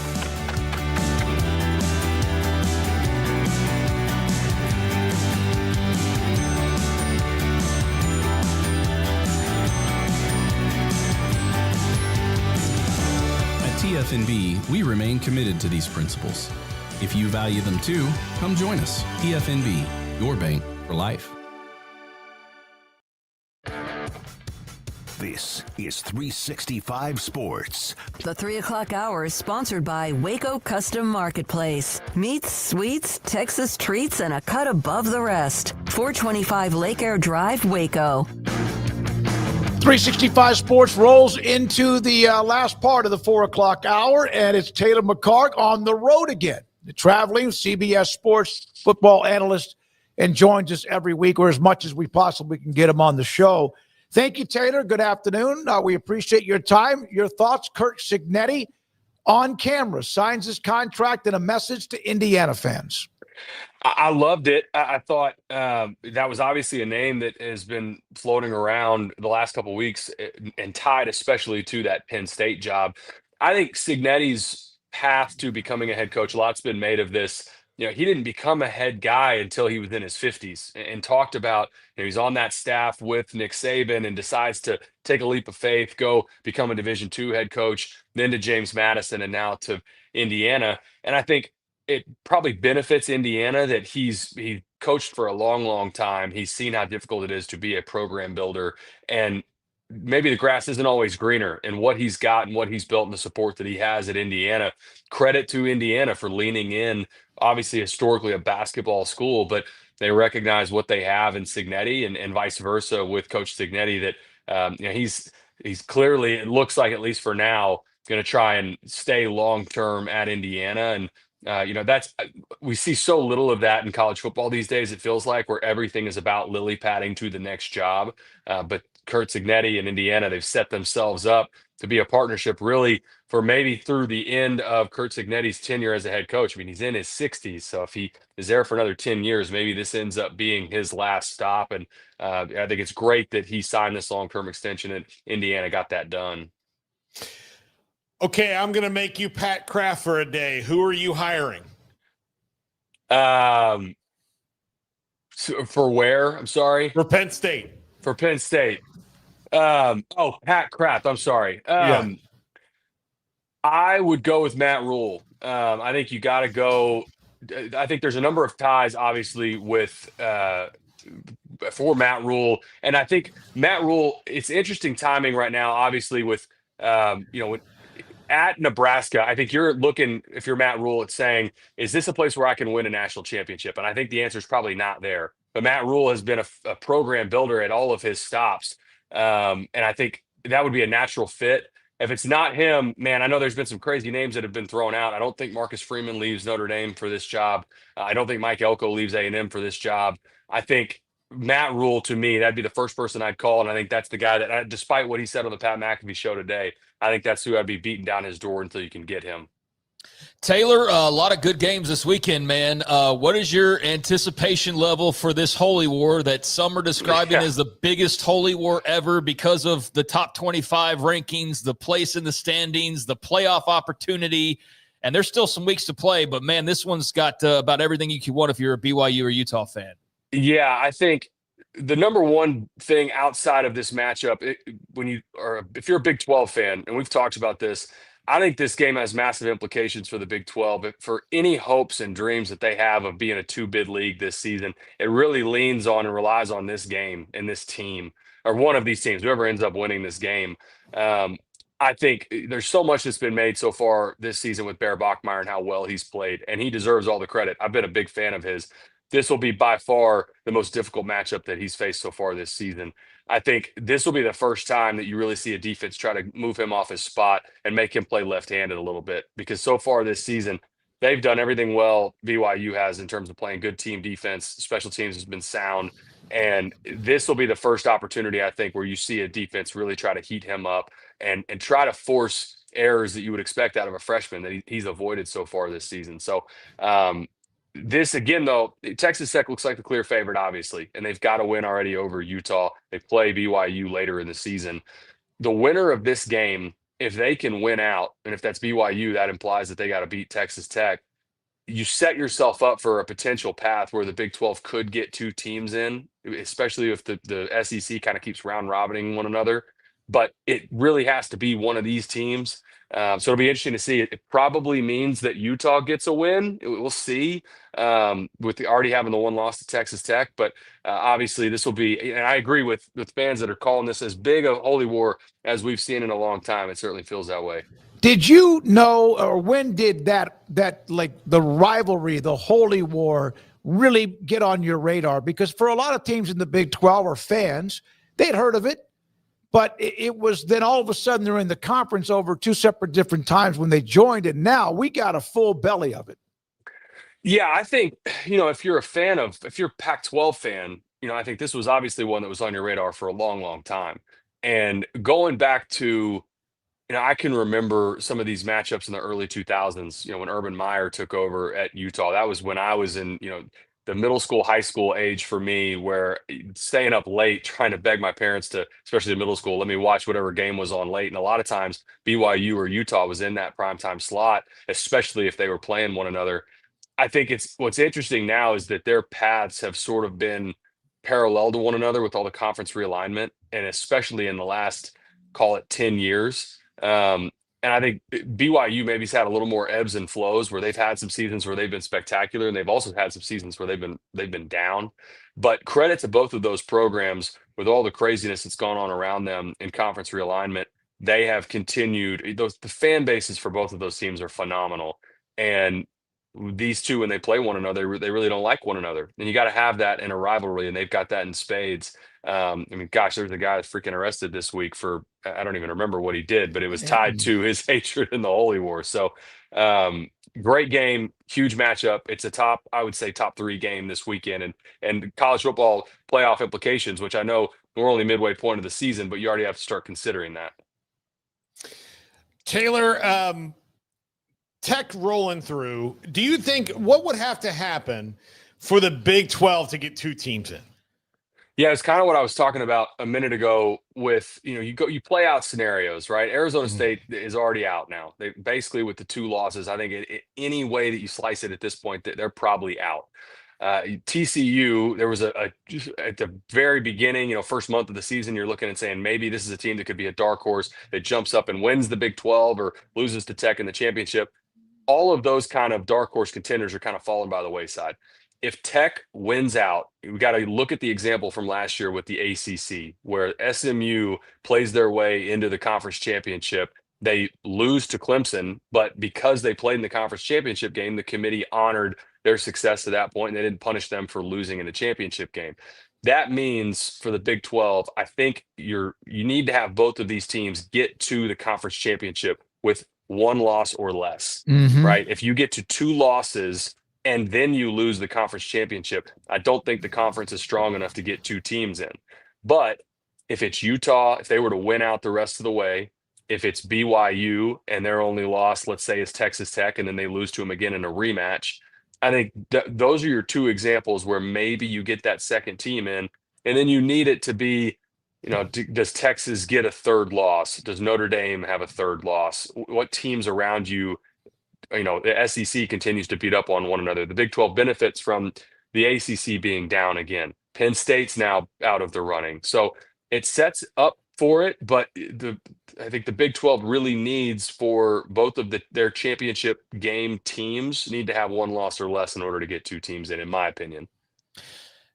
Taylor, kind of a random question here, but have you been able to lay eyes on Jade Mayava much at USC this year? Just seems like he's had a great run there. Could you kind of go into why that is? And obviously a huge game coming up for Riley and company this weekend with the Fighting Irish. Yeah, I think offensive line play has been a lot better for USC. Going back to the Caleb Williams season a couple years ago, where they get to the championship game against Utah, and he's getting annihilated in that game. The O-line play for USC has improved significantly since then, and Maava, I think, is doing a nice job within that Lincoln Riley system. I think it's also been interesting that USC very quietly is just a one-loss team at this point in the season. I thought a week ago the most under the radar, of the major games was Michigan at USC, and it felt like that game really didn't have a lot of buzz about it. This week is kind of the opposite. It feels like, okay, now anytime USC and Notre Dame play one another, obviously it gets a lot of spotlight. But this is another game that has playoff implications. Notre Dame can't lose again, and I know their two losses are aging well. Miami playing extremely well and A&M playing well, but if they lose the third game, you have to imagine that they're out and then that's it for Notre Dame in terms of their playoffs. Because again, they don't have a championship game that they're going to play in. For Maava and SC, I think they're probably a year ahead of schedule, in my opinion, from where I thought they were at. But for as well as he's playing and not making critical errors, I think he does a really nice job of operating that system, and it looks like he plays with a lot of confidence to me. And I think that's what stands out most is the confidence that he plays with, and that their offensive line plays is a lot better than it has been the last couple seasons. All right, so there's a couple of other bangers to get your just feedback on it, including Ole Miss at Georgia. Chambliss has been fantastic, and then Tennessee at Alabama. And Alabama has owned that rivalry for a long, long time, but heck, they've owned a lot of them because of Saban's presence too. But your thoughts about those two? Yeah, I would caution anybody that watched Ole Miss last week against Washington State and think that they're down all of a sudden. If you've followed Lane Kiffin and Ole Miss the last few years, the knock on them is that they sometimes will play down to their opponent. And I think that's exactly what happened against Washington State. The stadium is, 2/3 full, but that student section, there's nobody there. And their kids, Ole Miss played like it. There was not a lot of energy, not a lot of juice. You're going to get the opposite, obviously, going against Georgia. And I think this is a spot where if Ole Miss can find some success early and build a little momentum, Georgia's not built to play from behind. They're pretty limited on offense this year compared to in years past. I think this is a spot where, despite how underwhelming they looked a week ago, Ole Miss could certainly win this game. The other one, I think Tennessee has some issues. I think this is a game, Alabama is surging, and I think the way that they won and closed out a game against Missouri, a good Missouri team on the road, I think Alabama's playing as well as anybody in the country. I put them right behind Miami. Just in terms of that week one loss to Florida State, it feels like shocked the system. I think they completely underestimated Florida State, thought they were going to get the 2-10 version from a year ago. And since then, Ty Simpson's been unbelievable. 16 touchdowns to 1 interception. And that one interception, it's not like he's got a bunch of other turnover-worthy throws and he's been lucky. I think he's playing. We have to put together a Heisman graphic every week for our games with CBS, and I've got him. He's been on there for like the last 5 weeks because I think he's playing as good as anybody in the country right now at the quarterback position. But I think Alabama wins that. I think Alabama probably wins that convincingly. I think there's some issues with Tennessee right now. They did not look. It was not a convincing win a week ago for the Vols. I mentioned dominated. They've won 15 of 17, but Craig was showing me that they've lost 2 out of 3 to Tennessee. So the Vols got him with Heupel, of course, as the coach at Tennessee. Taylor, I need help. My Seminoles have lost the last 3 in a row. Their linebackers don't know what's going on. They can't stop a quarterback run. I need just anybody to tell me that it could be okay, because I don't feel like it is. It might not be okay. Okay. I mean, look, this is a year. It's crazy the swings between last year to now. Last year, a 2-10 season and the bottom fully falls out, and you're saying, well, what the expectation going into this year, I thought was, they'd fix some pieces but not all, and then you come right out of the gate and beat Alabama, and all of a sudden this becomes, man, could this be a team that completely flips the script and maybe is a college football playoff team? And then the way that they lost against Miami, completely dominated in the trenches on both sides, I think showed again that Florida State's still not there. Because that game at the end, the score doesn't really tell the story of that game. They were down, I think it was 4 scores, but I know it was at least 3 late in that game, and then climbed back to make it look a little closer. And then the 3 losses already in ACC play. It's not a great league. It's not a very deep league. I think when you look at, if you're Florida State and you're suing your league to get out of it, you can't have the run that they're on of, what is it, 11 straight that they've lost in league play. It's 8 straight because it is 11 straight now. Yes, you're right. It was 8 straight coming in. Don't make it. Yeah, no, I know. Yeah, I forgot the Cal 8 straight game. last year, right? Yeah. Cal's a league game, of course. Yeah. Classic league matchup in the ACC, Cal Bears versus Florida State. But no, I think it's saying, of course they're more improved than a year ago, but Florida State's in the same boat as Penn State. They're not interested in 8-9 wins, not interested in, and I'm not telling you anything you don't already know. But I think the patience already for Mike Norvell is running thin. Still a lot of football left. I think if they run the table right, and you've got a win over Alabama to start the season, and you book in to run the rest of the stretch, and it ends up being a 9-3 year, I think you feel a lot better about yourself then. But man, the start of this season and the way that they have looked in the trenches, defensive line play especially, I think has been disappointing for Florida State. We were talking about a bunch of highly ranked teams, and then Florida State got into the mix. You were looking for. All right, I have one question for you. This is a picture of you interviewing Sam Houston State's Phil Longo. That's an intimidating as hell man. And of course, he's been around. Were you a little bit fear of him? Did any kind of nervousness that he was going to take you out at any moment? No, I mean, despite, anybody that doesn't know about Coach Longo, he's got a boxing background. I think he's had like 56 fights as an amateur when he was younger, but no, he's great. We've had him 3 weeks in a row, and Coach Longo's been, they're in a grind right now. They're completely rebuilding that roster and trying to implement a new system. But Coach Longo's been great, and I know we always appreciate, especially for teams that are struggling in the win column, doing those interviews like that before the game. Sometimes coaches kind of don't enjoy those, but he's been great. Ben, their SID, everybody for Sam Houston's been nothing but kind to us. But he is, he can look. Before I met him, I was like, man, this is an intimidating dude. He kind of looks like a military guy, but then you find out about the boxing background. You're like, okay, that checks out. You could tell his nose is broken or something. He's probably won more than he lost. But thank you for your time, Taylor. Where are you at tonight? Or what's your schedule this week? I'm sorry. No, I got 2 next week. I had the Sam Houston game last night. So we got another CUSA game next Tuesday, and then actually some Big 12 next Saturday. So very nice. Kind of bouncing around. But I tell you what, I am going to go study the name of Penn State's AD, because I freaking whiffed on that one. Y'all got me on that one. But thank you guys for always having me on. Text me when you know what game you're doing next week. All right? I will. All right. Thank you. Taylor McCarg with us, CBS Sports with us on 365 Sports. When we come back, off the radar, Craig Smoak, and then around the corner, we have that battering ram at the end with the top 5, spin the wheel, quizzes, and poll results. And this is 365 Sports.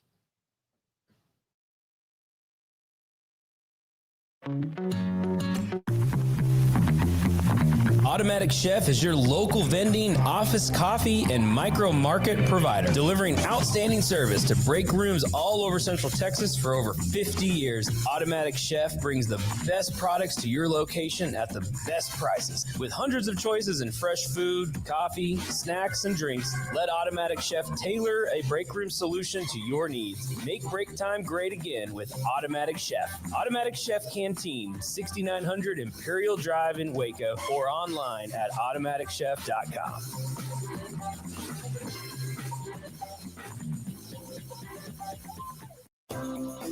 Ideal MRI is a small family business right here in Central Texas. We're open to support you while lowering the cost of healthcare bills. When you need an MRI, ask your doctor for an Ideal MRI. Visit us at idealmri.com or call us at 833-IDEAL-MRI. Baylor Scott and White Southwest Sports Medicine and Orthopedics, the team physicians for Baylor Athletics, diagnosing and treating all sports-related injuries, including concussions. These specialists also provide orthopedic services for athletes and non-athletes alike, whether it's knee or shoulder pain, a wrist injury, orthopedic spine care, and even an arthritis and total joint clinic. Trust the doctors Baylor Athletics trust. Baylor Scott and White Southwest Sports Medicine and Orthopedics wants to get you back in the game.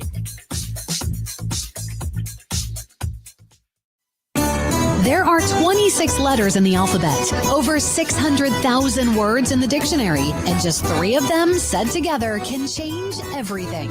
Let's order pizza. Those 3 words lead to dough made from scratch and 3 fresh signature cheeses that blanket golden crust in a heavenly melt on Marco's Pizza that'll blow your mind. So visit marcos.com to order and stop by Marco's Pizza in Belmead, China Spring, Woodway, and in Robinson. Marco's. Pizza lovers get it. With so many companies and policies out there, it gets so confusing shopping for insurance, and I never know if I'm getting the policy that's right for me. Luckily, I met the team at the Niche Group Insurance Agency. With the Niche Group, you can go to one company and get access to coverage options from many insurance carriers, and you get to speak to a real person about your specific coverage needs. With the Niche Group, I know I'm getting the right coverage at the right price. If you need insurance, talk to the experts at the Niche Group at 1-800-258-8302. No car payments for 90 days when you bring your auto loan home to Genco. Get 4.79% for 48 months and make no payments until 2026. Plus, get entered to win 3 months of no car payments. Bring your auto loan home to Genco. Lower your interest rate, save money, and no payments until 2026. Special is subject to credit approval and membership eligibility. Visit GencoFCU.org. Member NCUA. This is Craig Smoak's Off the Radar, presented by Alliance Bank. They take pride in making banking easy. AllianceBankTexas.com.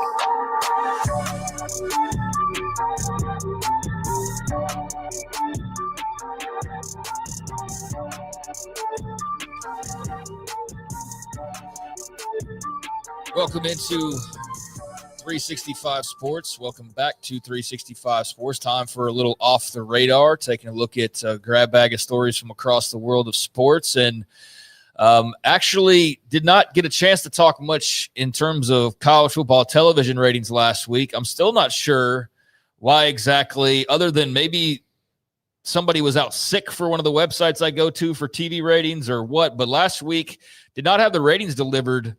The full listing for this segment had the top 2 or 3 games that we were able to at least touch on. But this week, we're back to normal. And we do have the full top 20 or so listing of the biggest games watched last weekend, which is always a fun thing to look at. And there's also a lot of ways that you can break these things down as well. It's safe to say that the investment by the by ABC, Disney, ESPN, all under the Mickey Mouse umbrella there. It's safe to say that their investment is paying off pretty stellar thus far. As you look at the top 3 games from last weekend, every single one of them on ABC, every single one of them an SEC matchup. And the highest rated game of last week, $8.73 million for Red River, Oklahoma's loss to Texas. Nearly 9 million tuning in for that one. That was 3:42 to be precise, I guess, kickoff time, the way that it was listed Eastern time. Yeah. But you had in the going back to Central, like that 11 a.m. window, Alabama, Missouri, the second highest watched game last weekend, nearly 7 million viewers for that one. It's a hell of a game, too. It was a great game. It was a great game, and Missouri's got a big following, man. They get kind of lost in the shuffle sometimes, but they got a lot of fans, and they are a good program, and they definitely gave Alabama a handful, but nearly 7 million for that one. And then in their nightcap, so you look at like the 11 a.m. start that ABC had, they had 6.99 million for Alabama, Missouri, that then rolled into Oklahoma, Texas, and gained nearly 2 million more viewers, and then rolled into the nighttime game and dropped down to their lowest of the 3, but 669, still a very good number, and still the 3rd highest watch game of the weekend for Georgia and Auburn. So it was a clean sweep of the podium by ABC and the SEC this weekend. Indiana, Oregon, though, the big Hoosiers upset 5.59 million. That's a really good number. Ohio State, Illinois, over 5 million for that one as well. So the top five, all those two conferences, SEC and Big Ten, but all over 5 million viewers. So it was a big weekend with some big time games, and that reflects in the viewership. I saw this note from John Wilner. ABC, NBC, CBS, and Fox are paying roughly the same amount for their broadcast packages, and ABC is drilling along with the combination of ESPN, anyone else. Well, the Kevin Warren contract that he negotiated, I never found it to make much sense in my head, and I just went along with it because I didn't feel like I knew any better, but I didn't understand why everybody was running to the front of the line to sign up Big Ten football at the highest prices imaginable when they did. And I get you want a little piece of Ohio State and Michigan, and look, number 4 highest rated game, number 5 highest rated game. You got to go down a little bit further to find the next one, but I felt like people were overpaying to some extent with that deal. And now that it's bared out, I think that, yeah, that's a very valid point by Wilner, is like, so all y'all paid all this money to get like the 4th and 5th most watched game any given weekend. And sometimes it'll be the number 1, like Ohio State, Michigan. But I think that based on the money paid and the return on investment, I don't know how the Big Ten entities feel, but I could definitely see where they feel like ABC is getting way more bang for their buck than they are getting for their all total packages, all told. Well, that includes ESPN too, but straight up the top, it's ABC. It's ABC, 1, 2, 3 last I know. week. Yeah, the network television matters. Yeah. But there's a huge difference. Yeah. There's a reason that Disney went all in on the ACC or in the SEC. I'm sorry. They did go on the ACC too, but not as much as the ACC would like, but all in on the SEC because they knew that conference had done a very good job of selling itself, of building itself up, of providing premier games. And then the Big Ten, congratulations to them for, taking a page out of the whole Longhorn Network playbook and saying like, oh man, there's so many people. There's just so many people that love the Big Ten. And I mean, there's a lot of people that love. They have some huge cities in their huge cities umbrella, and huge fan bases. But college football means more down here than it does up there, below the Mason-Dixon, and that's proven out by these ratings. I mean, and people are drawn in more by it, whether it's valid or not. That more people like it or whatever. More people watch it than do the other one. Well, let's be clear. Yeah. More people like the SEC. Yes, exactly. There's not Big 12 games they're beating out Big 10 teams on a regular basis. So it's really there's a brand that they care more about. And so that's where it is. And so if you're paying for the Big 10 package, you're going to compare it to the SEC package. And what are you paying and what are you getting in return? And I think you're still very happy for the most part that Indiana, Oregon, such a huge audience. Ohio State, Illinois, such a huge audience. You're still top 5, but definitely a podium run and an all-timer of a day for ABC last weekend. And you know what? And Ohio State, Michigan will play no matter their records. They'll get 18 million or some crazy number to kind of skew the numbers for the Big Ten. But they do have some huge cities. But that right there on ABC is a win and dominant weekend.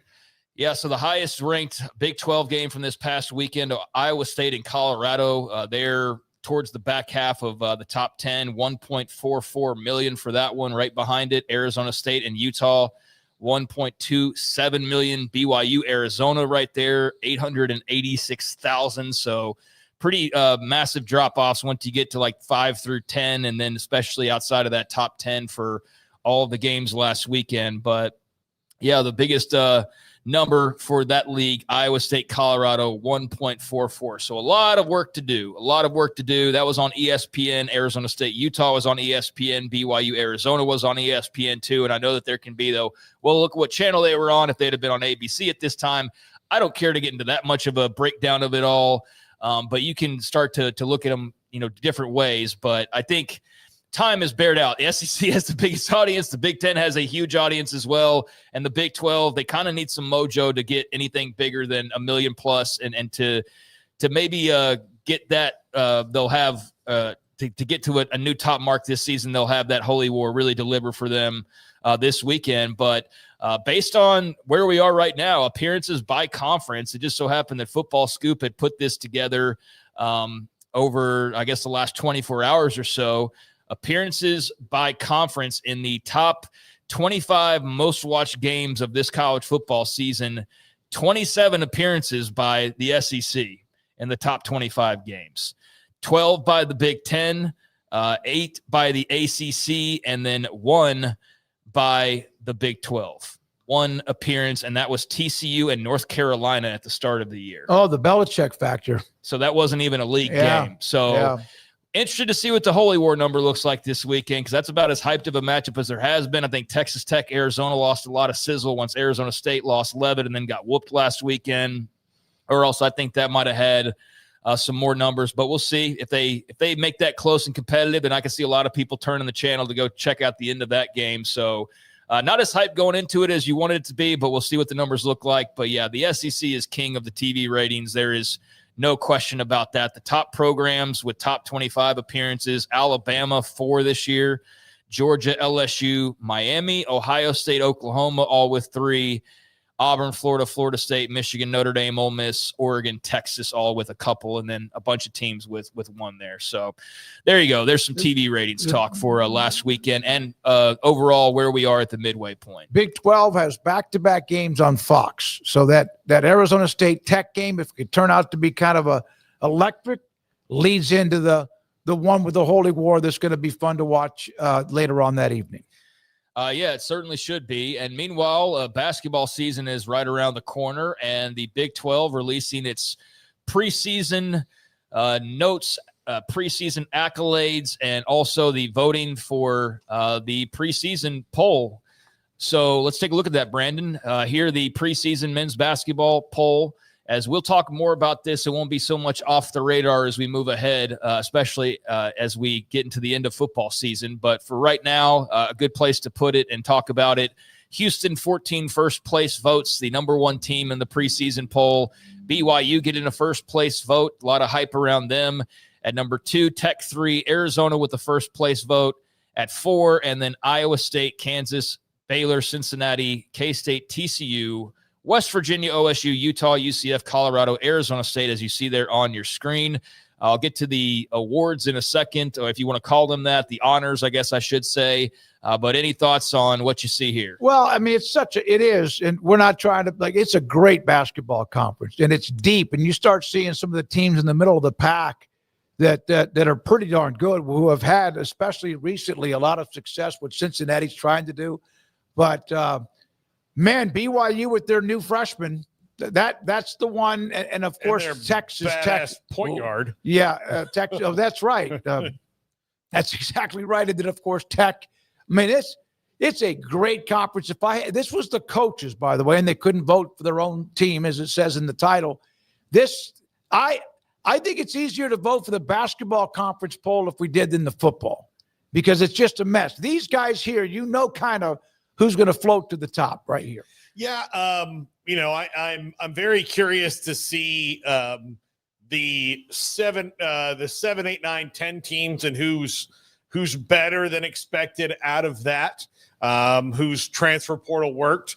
West Virginia has been through so many coaching changes. Can this actually provide some consistency?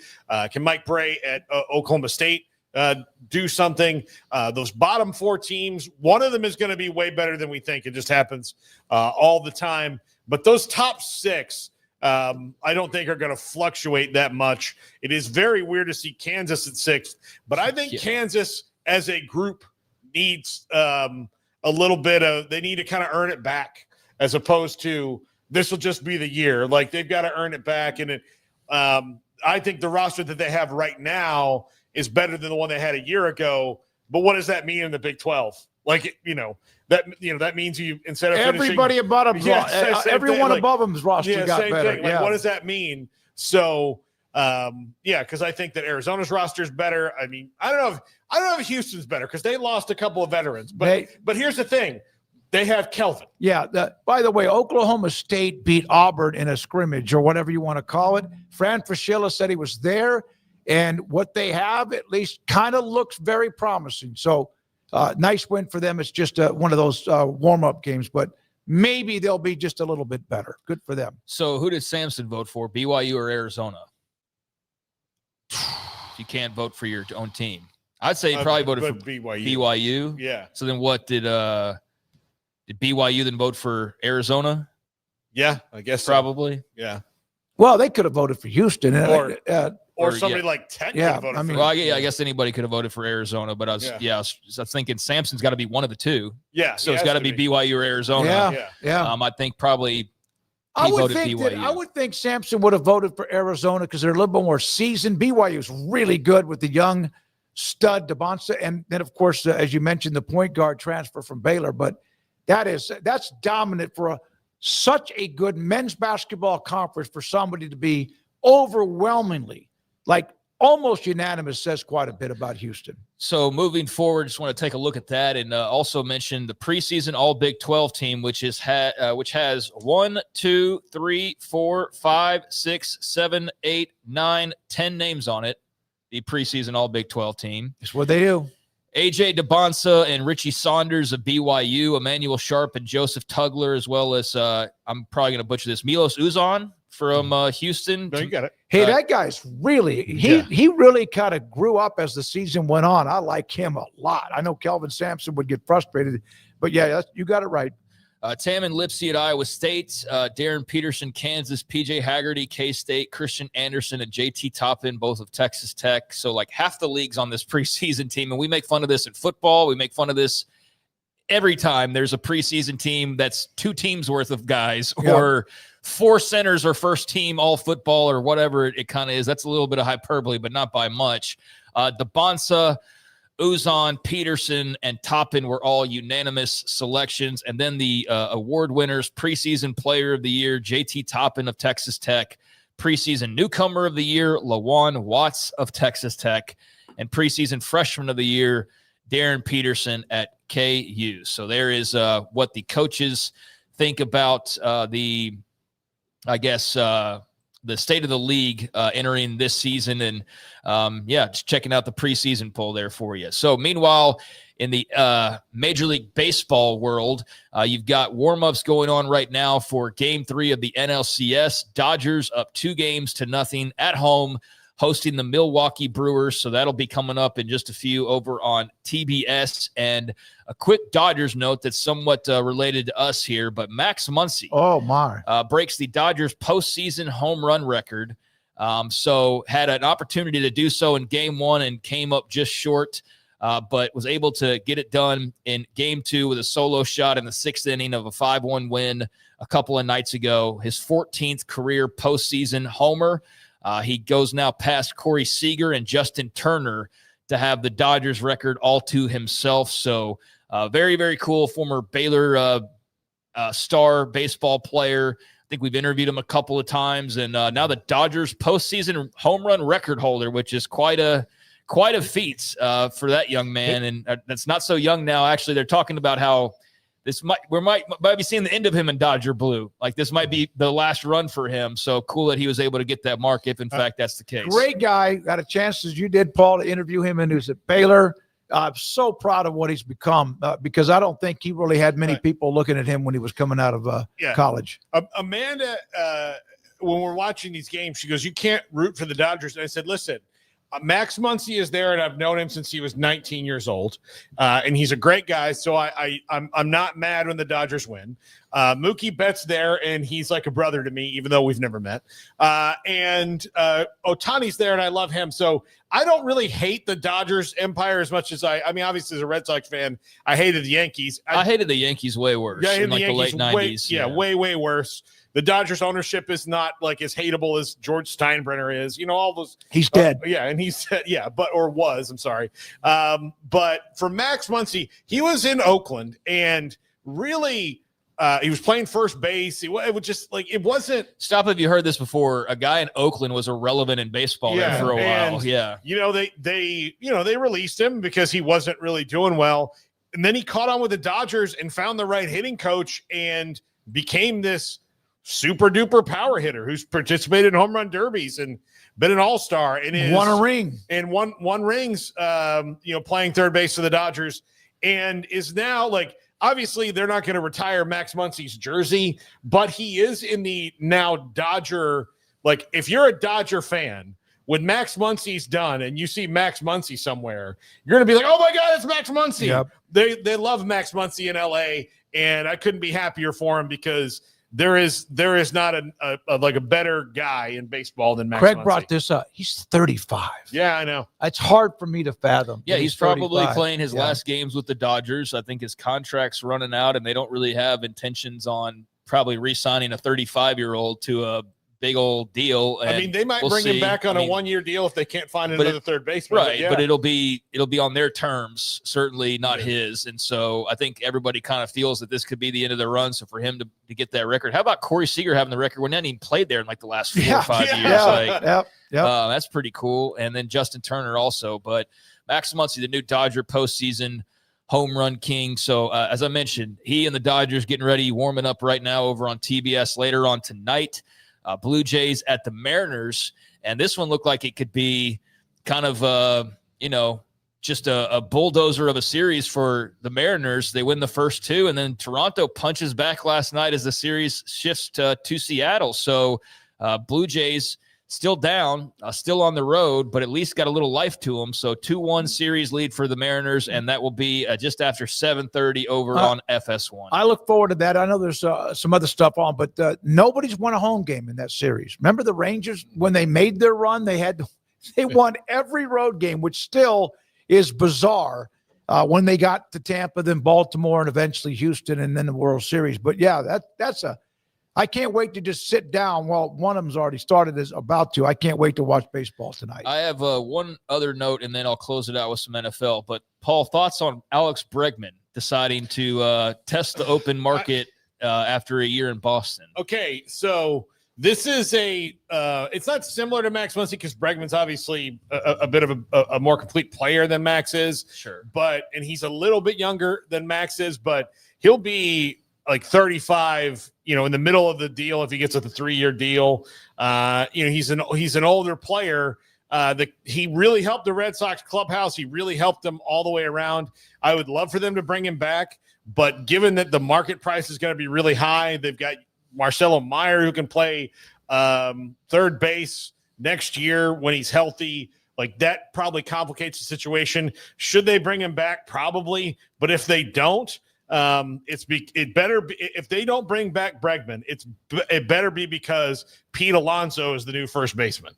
Bottom line, that should be the reason, because that is a little bit more valuable than Bregman right now, just based on what Pete Alonso could do in Fenway Park. Right. Can you imagine? Yeah. But I love Alex Bregman, and wherever he winds up, I'm a fan for life. I've liked him. I know he was the LSU guy, but man, the Rangers and Astros series used to be some nasty stuff between those teams.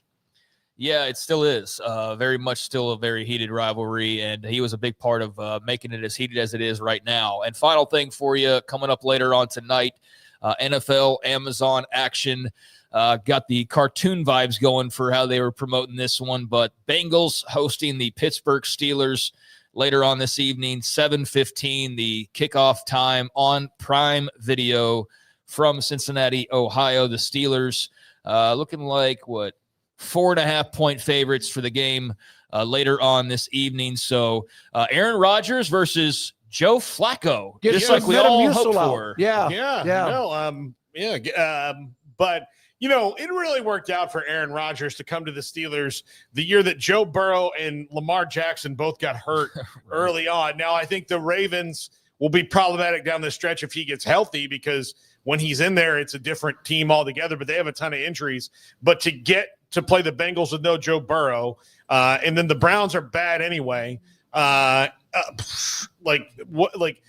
what better year to maybe ride out on this and wind up in the playoffs, even though I watch the Steelers. They're fine. I mean, they're the normal Mike Tomlin team, but I don't watch them and think like, watch out, world. Yeah. Here come the Steelers. Yeah, 2 40-year-olds. In fact, that's one of the polls from Andrew today. We'll get the results here in a little bit. Yeah, and said that final thing, but also should mention college football as well tonight. Tulsa, East Carolina, coming up at 6:30 on ESPN. ECU, heavy favorites, over 2 touchdowns Last I looked, 16.5 points. The Pirates favored over the Golden Hurricane. So that coming your way from Greenville here in about an hour and a half as well. So yeah, full docket tonight. And I'm not even touching on like the rest of the sports world either. So there you go. There's a few things off the radar. Thank you, Craig. Max Muncy signed a minor league deal with the Dodgers and then eventually shipped to Oklahoma City, and two-time All-Star and two-time world champion, and trying to get a third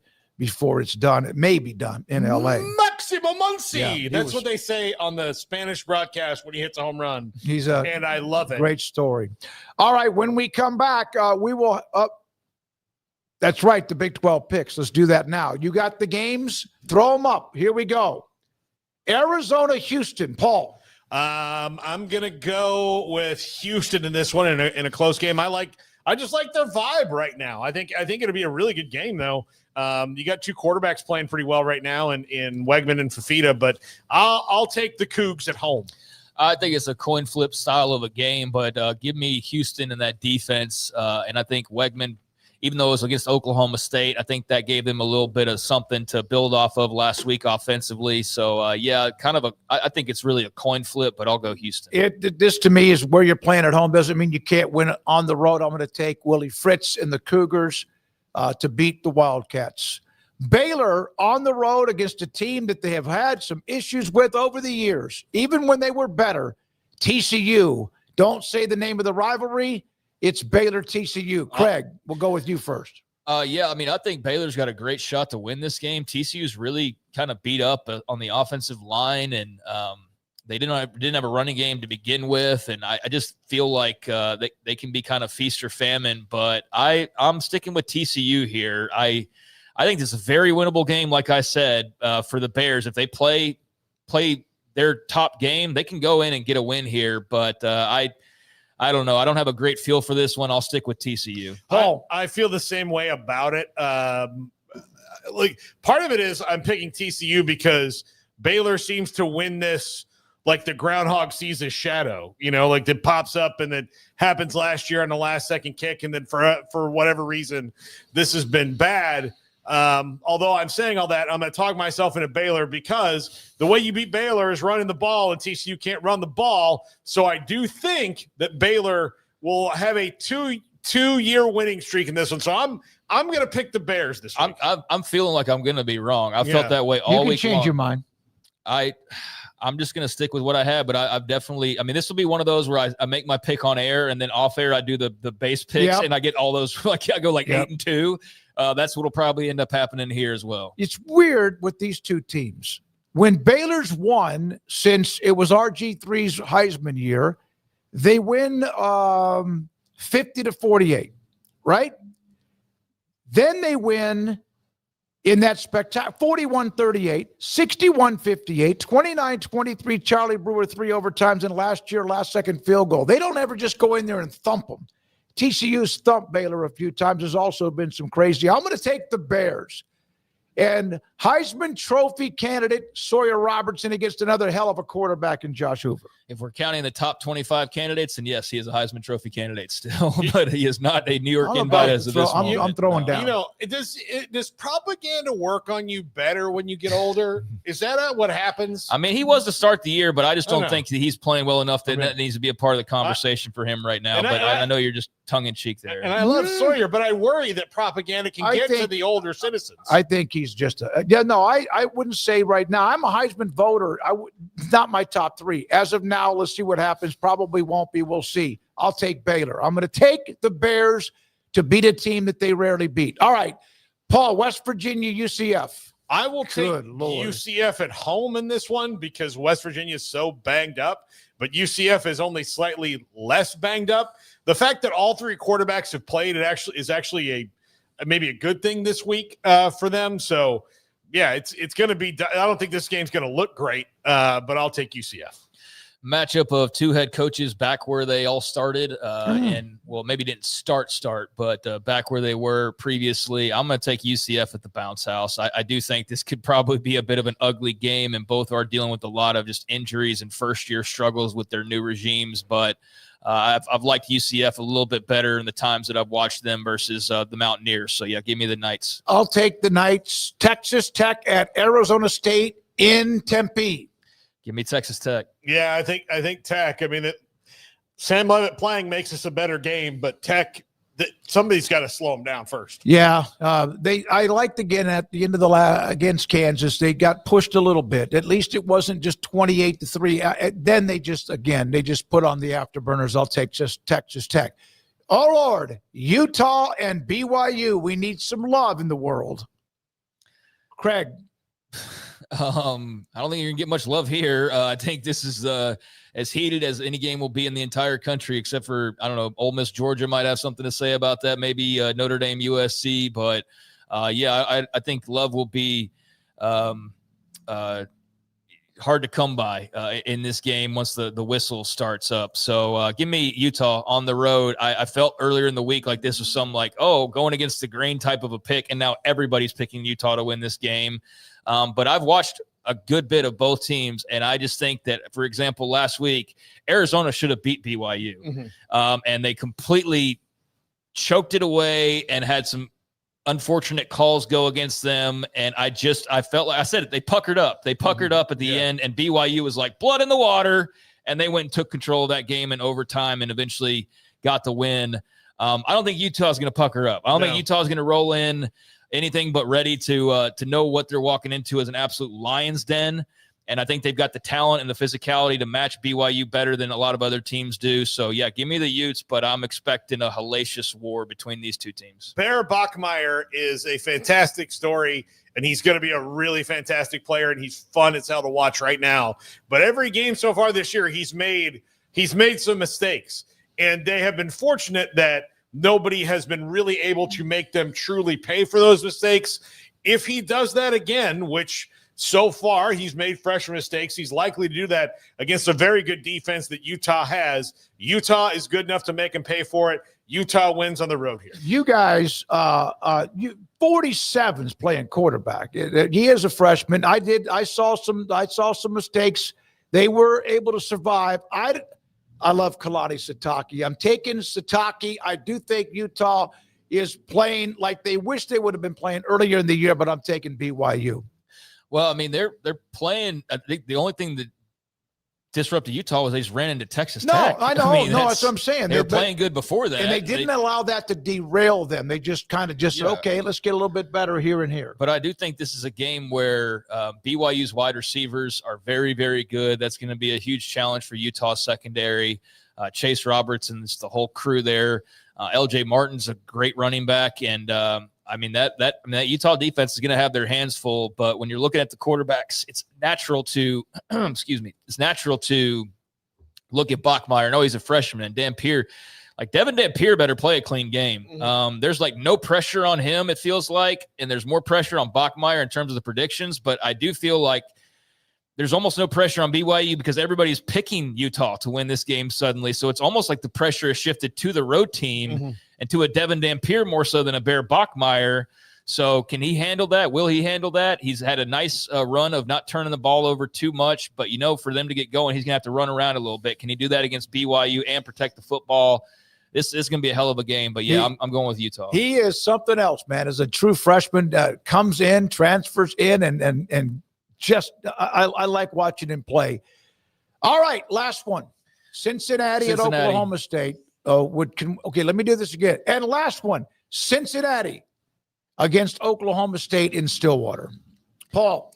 I'll take the Bearcats by a bunch. Craig. Yeah, I don't want to sit there and add insult to injury with Oklahoma State. It's a program I respect. It's a fan base I respect. I think they're going to hire a hell of a head coach. But, this is just it is what it is right now at this point. You got guys in the double digits now transferring, even if they're sticking around in some cases. But, yeah, give me Cincinnati. And I don't I don't want to really treat Oklahoma State like too much of a punching bag. They're dealing with enough as it is, and I expect that the losses will continue, including this weekend. Yeah, they didn't win a game last year in the conference, and they're 0-3, and now probably 0-4. I'll take the Bearcats. They're playing well, no doubt. All right, when we come back, Paul Catalina's top 5 and more. This is 365 Sports.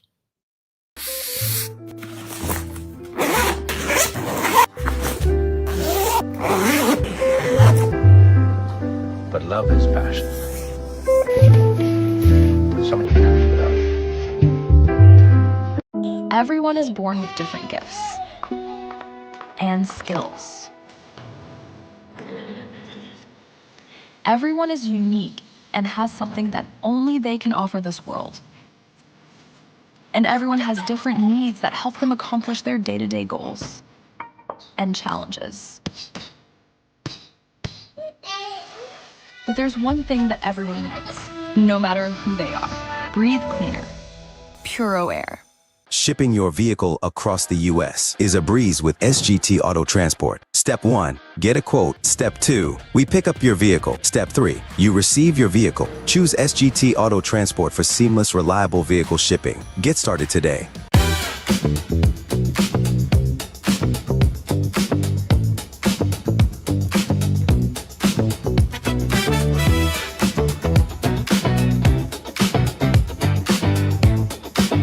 This is the Sonos Arc Ultra, and this is what you need to know about. It represents one of the easiest ways to get into high-quality home cinema without loads of cables and faffing around. And that's because the Arc Ultra provides full Dolby Atmos without any rear speakers thanks to its sound motion technology. And Sonos is actually calling sound motion one of the most significant breakthroughs in audio engineering in nearly 100 years. It's an amazing setup, it sounds absolutely fantastic. I love the absence of fat. If you're a Sonos person, there's a reason you're watching this video.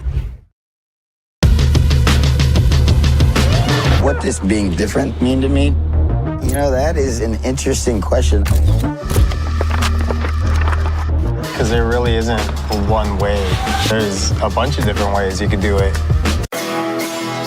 This is Paul Catalina's Top 5. Welcome into Paul Catalina's Top 5. Brought to you by Flag Anthem. Go to flagandanthem.com. Use our promo code 365sports. Today we're talking UAB candidates. Yes, a job opened this week, and by gum, I am going to go and find its candidates. We don't talk about UAB a lot on this show, and that's not because they don't deserve it. They are a very interesting program that came back from the brink of death and has been good. Birmingham is a great place to recruit to. It's a college football town. They love football pretty much of any kind there, but it has the highest ratings for college football on television of any city in America per capita. So this job is one of the more intriguing G6 jobs. And I think that they'll have some pretty interesting candidates. Let's start with number 5. Neil Brown, former coach at West Virginia. This is a dude who had a job in Alabama before at Troy. And guess what he did there? He kicked ass at Troy. He's a good coach. Maybe he was a little bit above a level that he was ready to be at West Virginia, and maybe West Virginia wasn't ready to commit the things to Neil Brown that they needed to commit to him. But this is a guy who runs a really cool offense, is a really good leader as the head coach of a program, and can certainly do a great job at UAB. Number 4, Kerwin Bell. He's at Western Carolina. He has a masterful offensive system. He is a legendary quarterback from the University of Florida. And if you don't know that, you are probably way younger than me. But he was one of the best quarterbacks in Florida's history. He's been coaching a long time, got a really cool offense, and I'm sure would love to move back south, closer to the Sunshine State. But this would be a really interesting hire going with Kerwin Bell from Western Carolina. Number 3, Tremaine Jackson from Prairie View A&M, one of the toughest teams in the SWAC now. And if you know anything about the history of Prairie View A&M football, they once had the longest losing streak in the history of college football. Now Tremaine Jackson's been there, and they are dominant. He has done well, recruiting really, really well into the SWAC, and could do a great job at UAB. Number 2, Tyson Helton at Western Kentucky. This comes down to him deciding what's an easier place to get talent to, what gets me to the next level. Now, I think Tyson Helton is ready for a Power 4 job. If that does not happen this year and he wants to move to a spot that's a little bit different, I think UAB is a slightly better job than Western Kentucky, but he's shown that he can take a quarterback, develop them, and throw numbers up all over the place. He's very much like Eric Morris in that regard. I think Tyson Helton, a great candidate for this job. It's just determining, is UAB a better job than Western Kentucky? It probably is.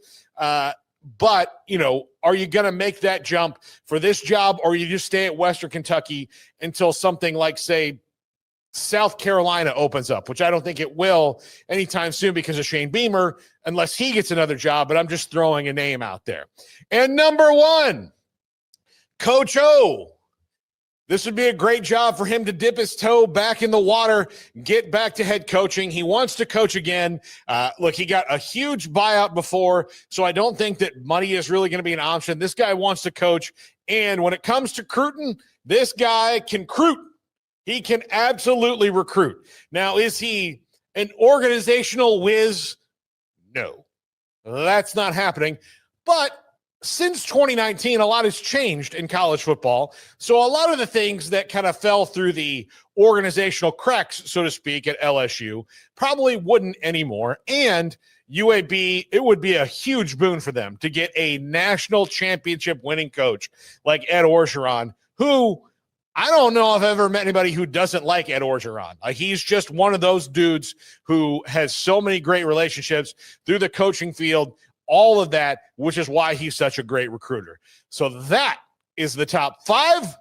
Coach O to UAB would be an awesome thing. Anyways, Andrew Valade's kooky carnival of craziness comes up now. Well, we start the carnival with the wheel spin. Camera is on the wheel.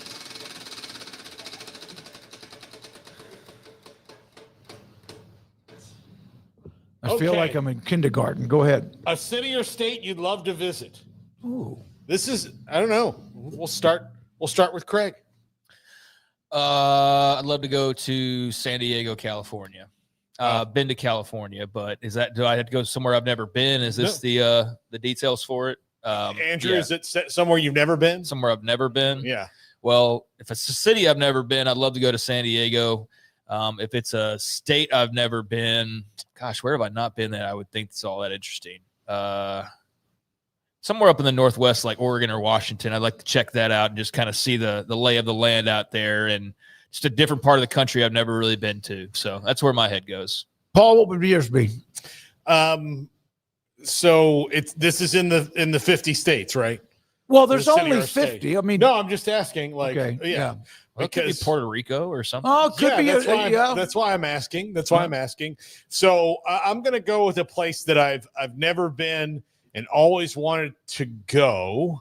You're thinking along the way here. I am thinking along the way because I've been to a lot of places, and the places I haven't been are mostly in the Midwest, which would make this really boring.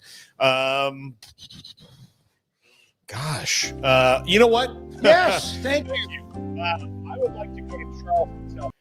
I've been there. I've been to South Carolina. I've been everywhere but Charleston, and I would love to go to Charleston. Went on a golf the trip wife there. planted that one in your ear. A little bit, yeah. I was gonna say, going, definitely, here's the good You're news. going. That's definitely a girl has had some input on Charleston, South Carolina. Yeah, for sure. I would like to go to Charleston though because I've heard it's really cool. But no, she's got other things in line ahead of Charleston, so I do feel though that like in the next couple of years we will. Yeah, I was there on a golf trip. It was gorgeous, and then it rained 3 straight days. Like something just got stuck over the Atlantic Ocean and the East Coast.